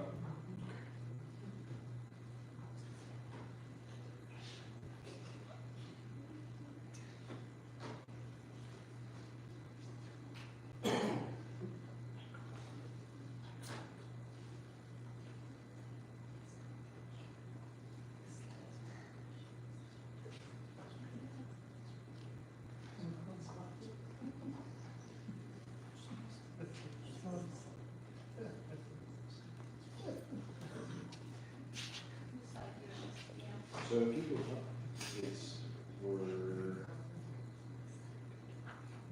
if you want to start on page 4, just so that members remote can see it. As we discussed the revenues and expense column, if you want to go to the next, page 5, that's your cash and investments, and that's your general fund balance. And then we can go to the next slide. So these are communications with those charged with governance. It's something that is required. Again, we stated all of this in the exit conference, but we do want to remind you guys that the audit was conducted in accordance with gas and gas. We follow all standards related to that. Please remember that our opinion is based on a reasonable assurance opinion. It is not absolute, and I'm not required to perform an audit to give absolute assurance. If I was required, I'd have to test every transaction that took place. Okay, this is a reasonable assurance opinion, meaning that I use different sampling techniques. I use risk-based audit approach, and I will sample and obtain sufficient audit evidence over your account balances and your disclosures. Please remember that your accounting policies did conform to GAAP. Any significant estimates that you guys have for 24 were related to the allowance for uncollectible accounts for utilities, your GASB 87 leases, your capital assets, and your pension no-pay liability. Again, those are your what we would consider your material significant estimates. However, due to turnover in the financial department in the prior year and timing of the 2023 audit and the 24 audit, certain deficiencies did roll over from prior years into 24. Once CLA, the contractor that you guys hired, came on board, they did do a cleanup of the actual numbers themselves very quickly. Again, please remember that CLA was hired to clean up the numbers, the operations, the deficiencies that were noted, all of that type of stuff, that was outside of their scope. Okay. There were multiple audit adjustments noted in current year. However, all adjustments were reviewed and accepted by the city. As it relates to significant exposures, in prior year, in 2023, you guys had several $1 million exposed in unsecured or uninsured funds. You guys were in compliance, which requires 50% of those funds be collateralized, but you had several million that were not. In 24, based on your risk assessment, you guys collateralized 100% of your deposits. Okay. As it relates to other legal proceedings, that's also a significant exposure. Of course, you did have legal proceedings, however, none of them met our criteria to disclose in 2024. Now, next page, please. Now, as it relates to my opinion, the letter that you have in your financial statements, the first letter with our Court of CPA's letterhead, that is the independent auditor's report. That's going to give an opinion over your numbers and your disclosures.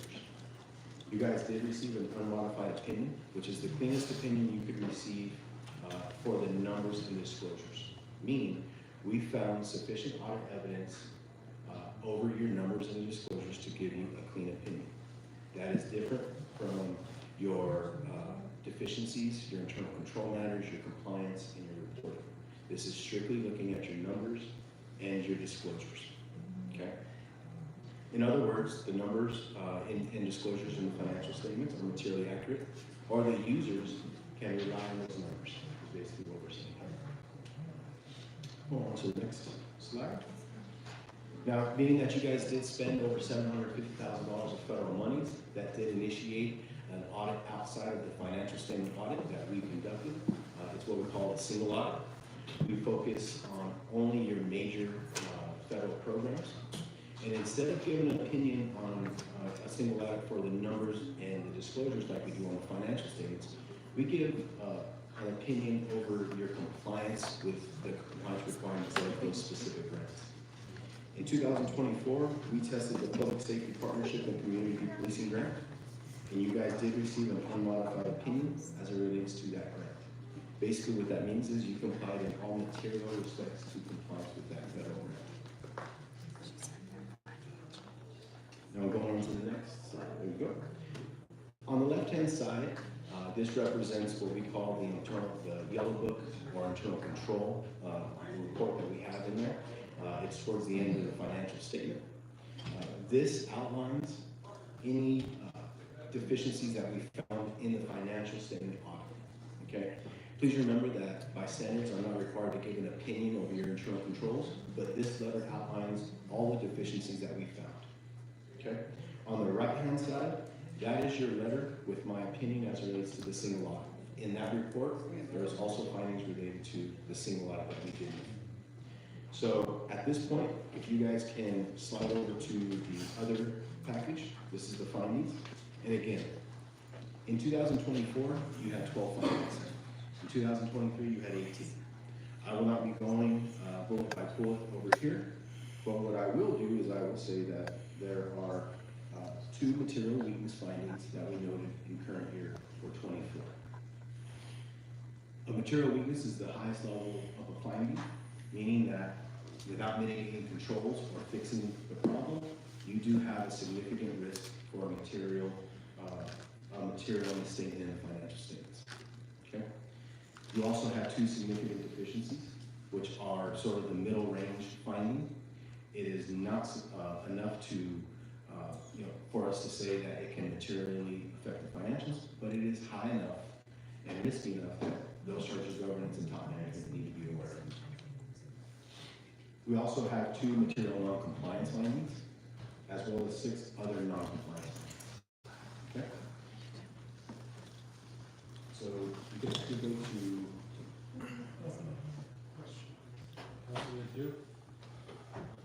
So I was looking at your letter, and one of the things that really concerned me, given some of the findings that you made, was the city did not properly monitor monthly expenditures in order to properly reconcile its grants and state appropriations. Given your expertise in doing audits of other cities of similar sizes, would this be mitigated by having something like a grants coordinator or what would you recommend we do to make sure that we're in compliance with our grants? It seems to be a consistent problem here at the city. Yeah, well, as your auditor, I could recommend certain things for you guys to do. Performing a risk assessment is the most important thing. Top management and certain council members or those charged with governance, you guys should be conducting a complete risk assessment on a timely basis. Now, what is timely? That's up to you guys. We would imagine at least once a year.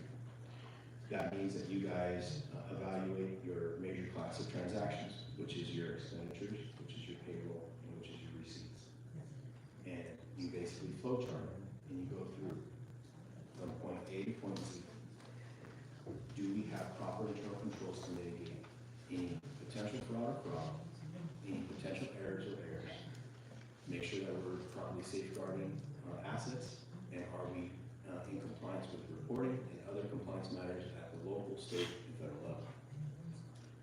Now, with that said, from that risk assessment, you guys will be able to design a proper process, which I believe,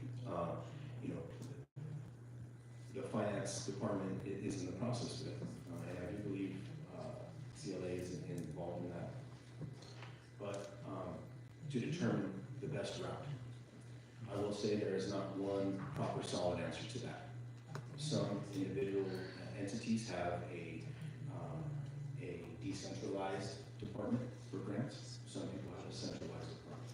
It truly depends on multiple factors. However, one of the main factors that the city has encountered over the last couple of years is something that you guys cannot control, and that is people leaving. When people leave, it is very hard to be consistent. It is very hard to understand policies and procedures, especially if you don't have them written down. So when somebody comes in, what is everything that needs to be done? So with that said, again, we could talk offline, and we could recommend we have to be independent because we are your auditors. Can't tell you exactly what to do. but we can assist you in brainstorming and coming up with the right stuff. Yeah, and based on your expertise, one of the other findings was the city did not properly monitor bank balances within certain accounts, and the city did not reconcile all bank accounts to the general ledger in a timely manner. Do you think the turnover was the significant issue regarding these matters?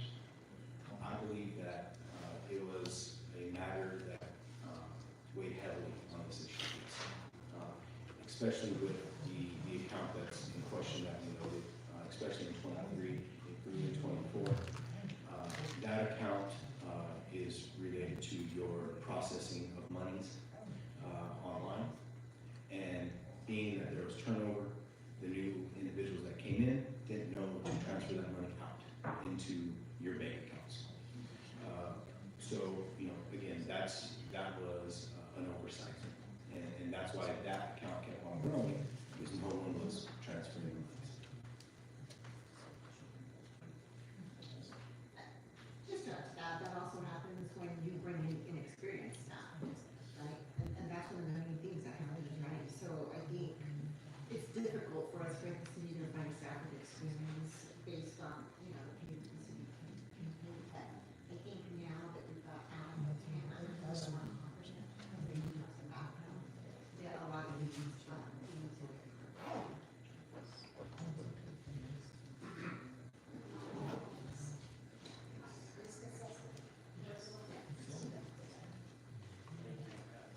So, a couple of other slides, I'm sorry.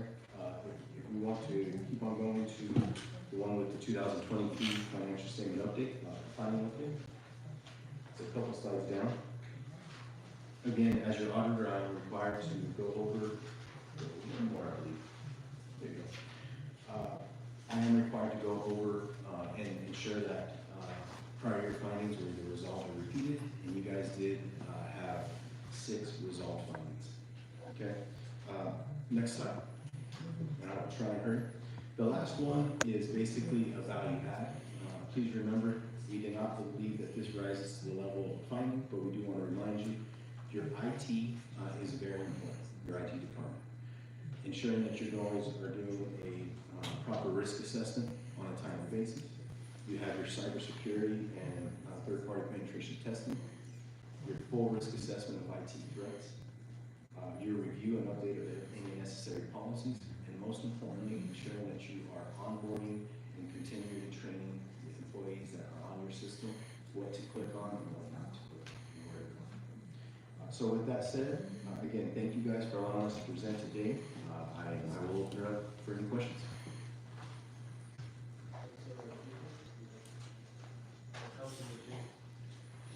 On that last point there with the IT risk assessment, was your finding mostly just of the security measures that are currently in place, or were there incidents where someone may have accidentally been fished out of money?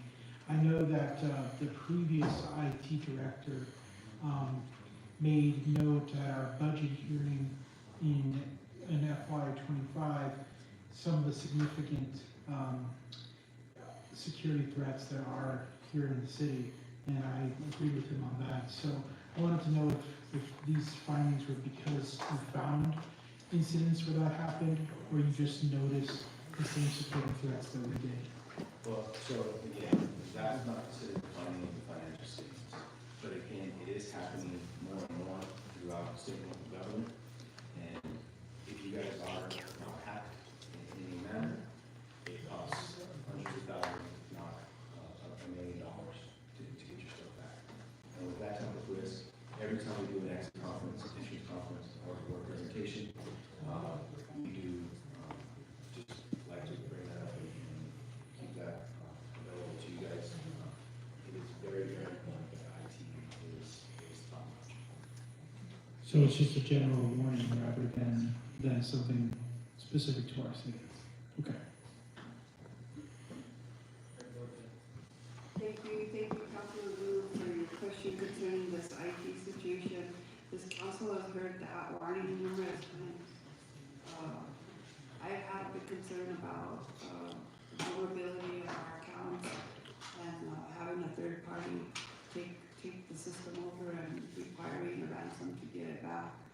I think this is something that has to be a priority for this council. I think it's very important that we do whatever we can to fund that situation to the best of our ability, especially in a tight budget. I realize it's difficult, but I think as a priority, it would be one of my number one priorities, because if that system was taken over, I'm not sure that the city could recover it, to be honest with you.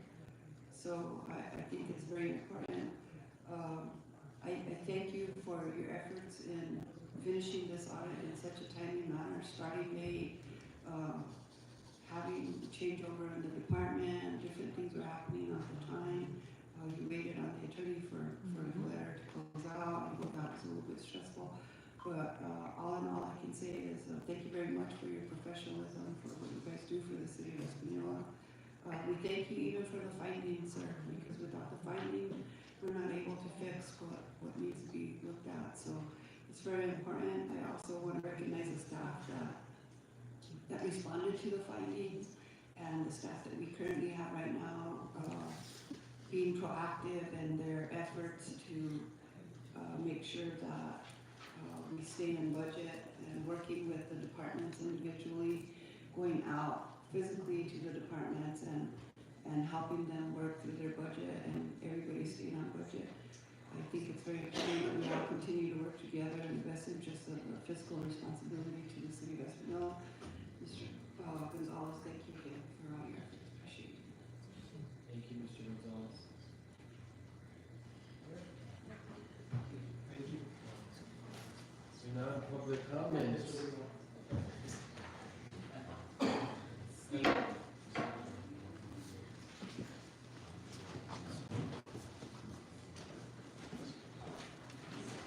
minute, my name's on there before him.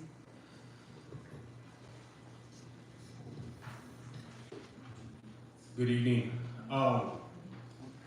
We were here about a week ago, 3 weeks ago. Things have changed. John Yoron, I asked you last Thursday how you felt about these accusations against you, and you told me that God has blessed you. But you have 3 civil lawsuits against the city because of your actions. I asked that you actually resign. I know you brought your gente from Victory Faith to come and pray this afternoon, but I don't think that's not enough for this community. You've done a lot of harm to this community. All of you guys are sitting there are public servants to this community. You don't hear these people, you don't care, you don't give a damn what anybody thinks, which is okay. But within time, everything comes out at light. You can hide everything, but within time, the light will shine. With that being said, John, you're an asshole to this community, and a lot of people are afraid to say it, and I'm not one, and you should know that by now. So with that being said, fuck you, John, fuck you, Peggy. You guys are assholes.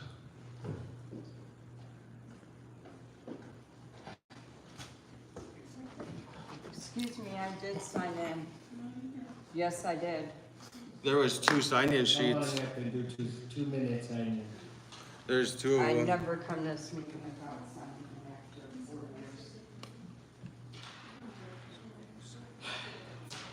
years. Good evening, everyone. So I have a few concerns. I know I brought one to the public safety meeting, and that is more crosswalks on Riverside Drive. As I stated, the traffic on Riverside Drive is now tripled.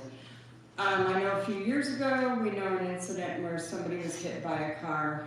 The closest crosswalk is Walgreens, and then the next one going on would be in front of Burger King. That's a big distance, especially because there's a school across the street. Also, I want to know what happened to the shopping cart ordinance. So the other day, well, almost every day, somebody comes through our trailer park with a shopping cart full of flowers, selling them illegally stolen items along with an illegal cart from Lowe's. I don't know how they managed to get all the way down Riverside Drive without not getting stopped by an officer, but, and I mean the shopping carts are full. So we keep getting more and more shopping carts dumped off. By the way, Jason, come back and finish the job you were doing on Facebook Live. We still got more shopping carts waiting for you. Also, I'd like to address something that everybody's talking about, losing grocery receipts tax over here along the road. Rather than being concerned about the disruption on the west side tax revenue dropping the city's income, show some concern for the business owners whose livelihood is slipping away. In this economy, many of those businesses are one mortgage payment away from failure. Rather than worrying about a small percentage of the city getting a check to these businesses, promote those businesses and shop them. I want to know how many of you guys actually shop the Rock Shop and the Flower Shop and go to La Fonda and support those businesses because they need it and this community needs the help. Thank you. That concludes the Carla, can you give us an update on that? And re-advertise for the shopping cart. It's going to come now the first meeting of September, correct? I believe they either be in the 22nd or the first meeting in September. So it'll be the second, okay, all right. Hey, Mayor, if I may. Yes, Councilor.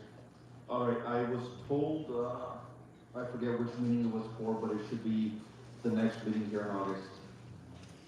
Yeah, that's what she just said. Well, I don't want to hear, I heard September, so just want to reiterate, I was told August, second meeting in August. So what is the actual advertising so that? I don't have it with me, so I can't recall the date, but I believe it's gonna be the end of August. Because I understand that the public hearing was advertised and Yes, it you was. did that at the last week of July, so yeah, it Yes. would be the time period. Okay. So August 26th? This one ones with it too. Yes, you did all the work. You did what, 4 or 5? 3 of them. All right. Okay. Okay, so we're gonna move on to, items proposed for council consideration, discussion items, action items, lodger snacks request, Espanola lowrider phenomena. Mike Adams, is he online? I don't believe so. We had treatment today. Oh, yeah. Do you know anything about this, Madam Clerk? I don't have anything other than what was presented to us. It's a Logistack allocation that they requested, and I believe that was for $5,000 if I'm not mistaken, but I'm not sure. Can we find out for sure, please? What is I don't have packet material. What is the allocation amount?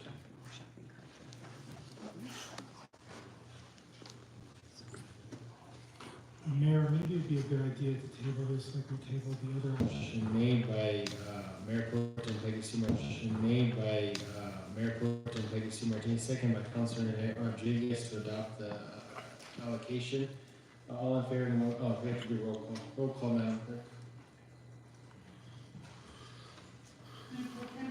Martinez, In favor? Councilor Justin Salazar Torres, In favor. Councilor Denise Benavides. In favor. Councilor Aaron Salazar. In favor? Councilor Felicia Pedro Valdez. Yes. Councilor Lynette Rodriguez. Councilor Samuel Ledoux. In favor? 7-0, motion carries. The event is scheduled for September 13th. Walk for Lives, Chief of Police Mizelle Garcia.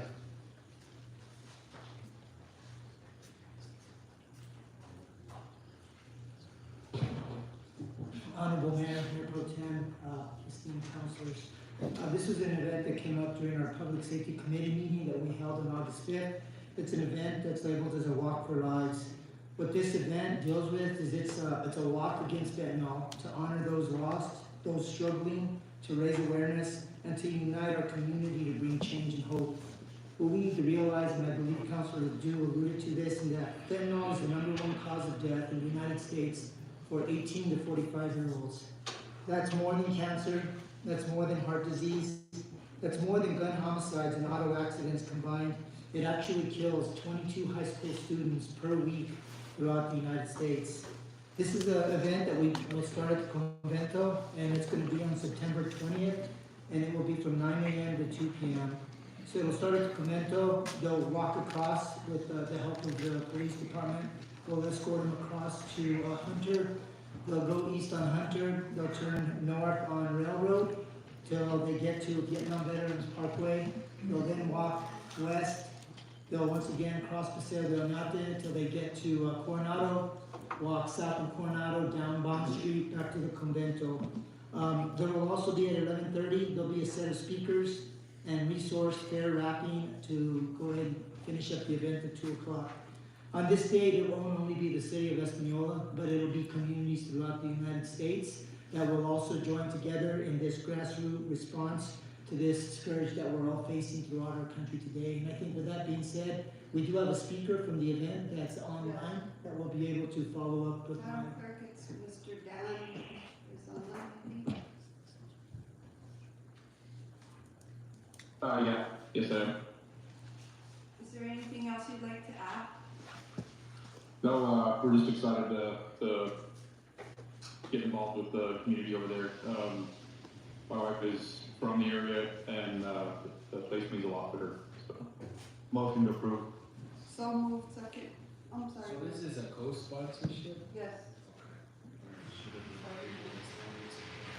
A motion made by Council President Zacatora, second by Mayor Pro Tem Benicio Martinez. Under discussion, Mayor Pro Tem Benicio Martinez. This event was brought to me by Coco and Patsy Archuleta. Their niece, Alicia Vigil, has roots to the Espanola Valley. Her father was Dr. Vigil, had an office here in Espanola for a long time. She had the tragedy of losing her son to a fentanyl overdose, and is very passionate about this situation and wants to make a big difference here in our community. I thank her for bringing it to our community. She could have chosen anywhere else to bring this walk. I would highly recommend that we support this in every way we can. I feel like the most important part of the sponsorship deals with, of course, the police department and their efforts to get the walkers across the highway safely so that they can get onto Railroad Avenue and then back across the highway again when they get to Paseo del Norte and Vietnam intersection. So that's the most important part is the safety of the walkers and doing this. Like Chief mentioned, this is a national call out for the awareness of fentanyl overdoses, and I don't think there's anybody in this community that can say they have not been affected by drug use in some way, shape, or form. So I think it's something that definitely the city needs to get behind and support in every way that we can, bring whatever notoriety to the anti-fentanyl situation for our community. Councilor Dew. I'd like to echo a lot of what Mayor Pro Tem said. I think everyone on this diocese has had a friend or family member who has tragically passed from the overdoses that we've experienced in our community. Fentanyl is the latest scourge of drugs that have impacted our community. Growing up, it was heroin. It's clear that, this is an issue that just doesn't get the same amount of coverage as some of the other issues get throughout the country. So I'm very, happy that something like this is taking place. Awareness is important. Sometimes when we're surrounded by something, we get a little nose blind to it. We get a little used to it. It becomes, unfortunately, normalized. And we say things like, this happens everywhere, or it's just as bad everywhere. I think that this walk happening in this community is important because it highlights that this problem's been around for a long time in one way or another. while fentanyl is fairly new, opioid addiction in this valley is very old. And, you know, it started off with communities like ours, and communities like Baltimore. Like I said, the black and brown communities ignored throughout the 70s and the 80s and the 90s. And once it started hitting in middle America in the 20s, in the 2000s and the 2010s, it suddenly went on the national radar. So I'm hopeful that we can remind people that this problem exists and has existed for a long time. And hopefully walks like this and awareness campaigns can finally bring together leaders to brainstorm some solutions, whether it be enforcement or harm reduction. Honestly, I am down for anything. I'm down for trying anything. We need to do something. We can't just sit by. So thank you so much for organizing this. Hopefully we can get the media coverage that this deserves so that we can let people know just how much of a problem it is. Thank you.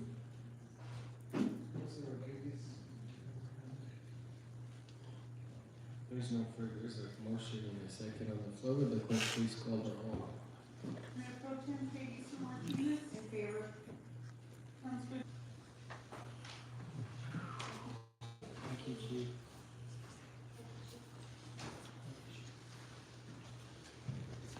Moving on, resolution 2025-47, a resolution establishing a new budget item for maintenance of city-owned rental properties to be funded at 20% of the total rental impact. Good evening, Honorable Mayor, Mayor Pro Tem and council members. In front of you, you have a resolution. I've been here 7 months, and I think every month I've heard about where we don't have money to maintain some of our own buildings. So this is going to kind of remedy that. So we plan, like I put this with Mike Adams. We're going to put 20% aside in a bank account in an interest-bearing, either a money market or a large interest-bearing account. So it builds up over time, and these will be taken from all the rental properties every month, and it'll be put into the bank account so it grows. And when something comes up,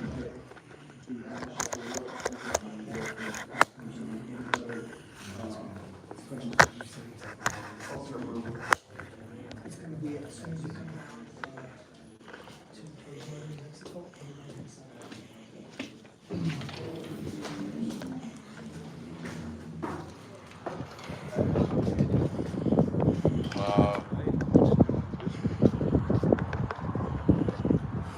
Alright guys, I'm out of here. Thank you guys for coming in. Appreciate you guys. You guys have a good one. Until next time, laters.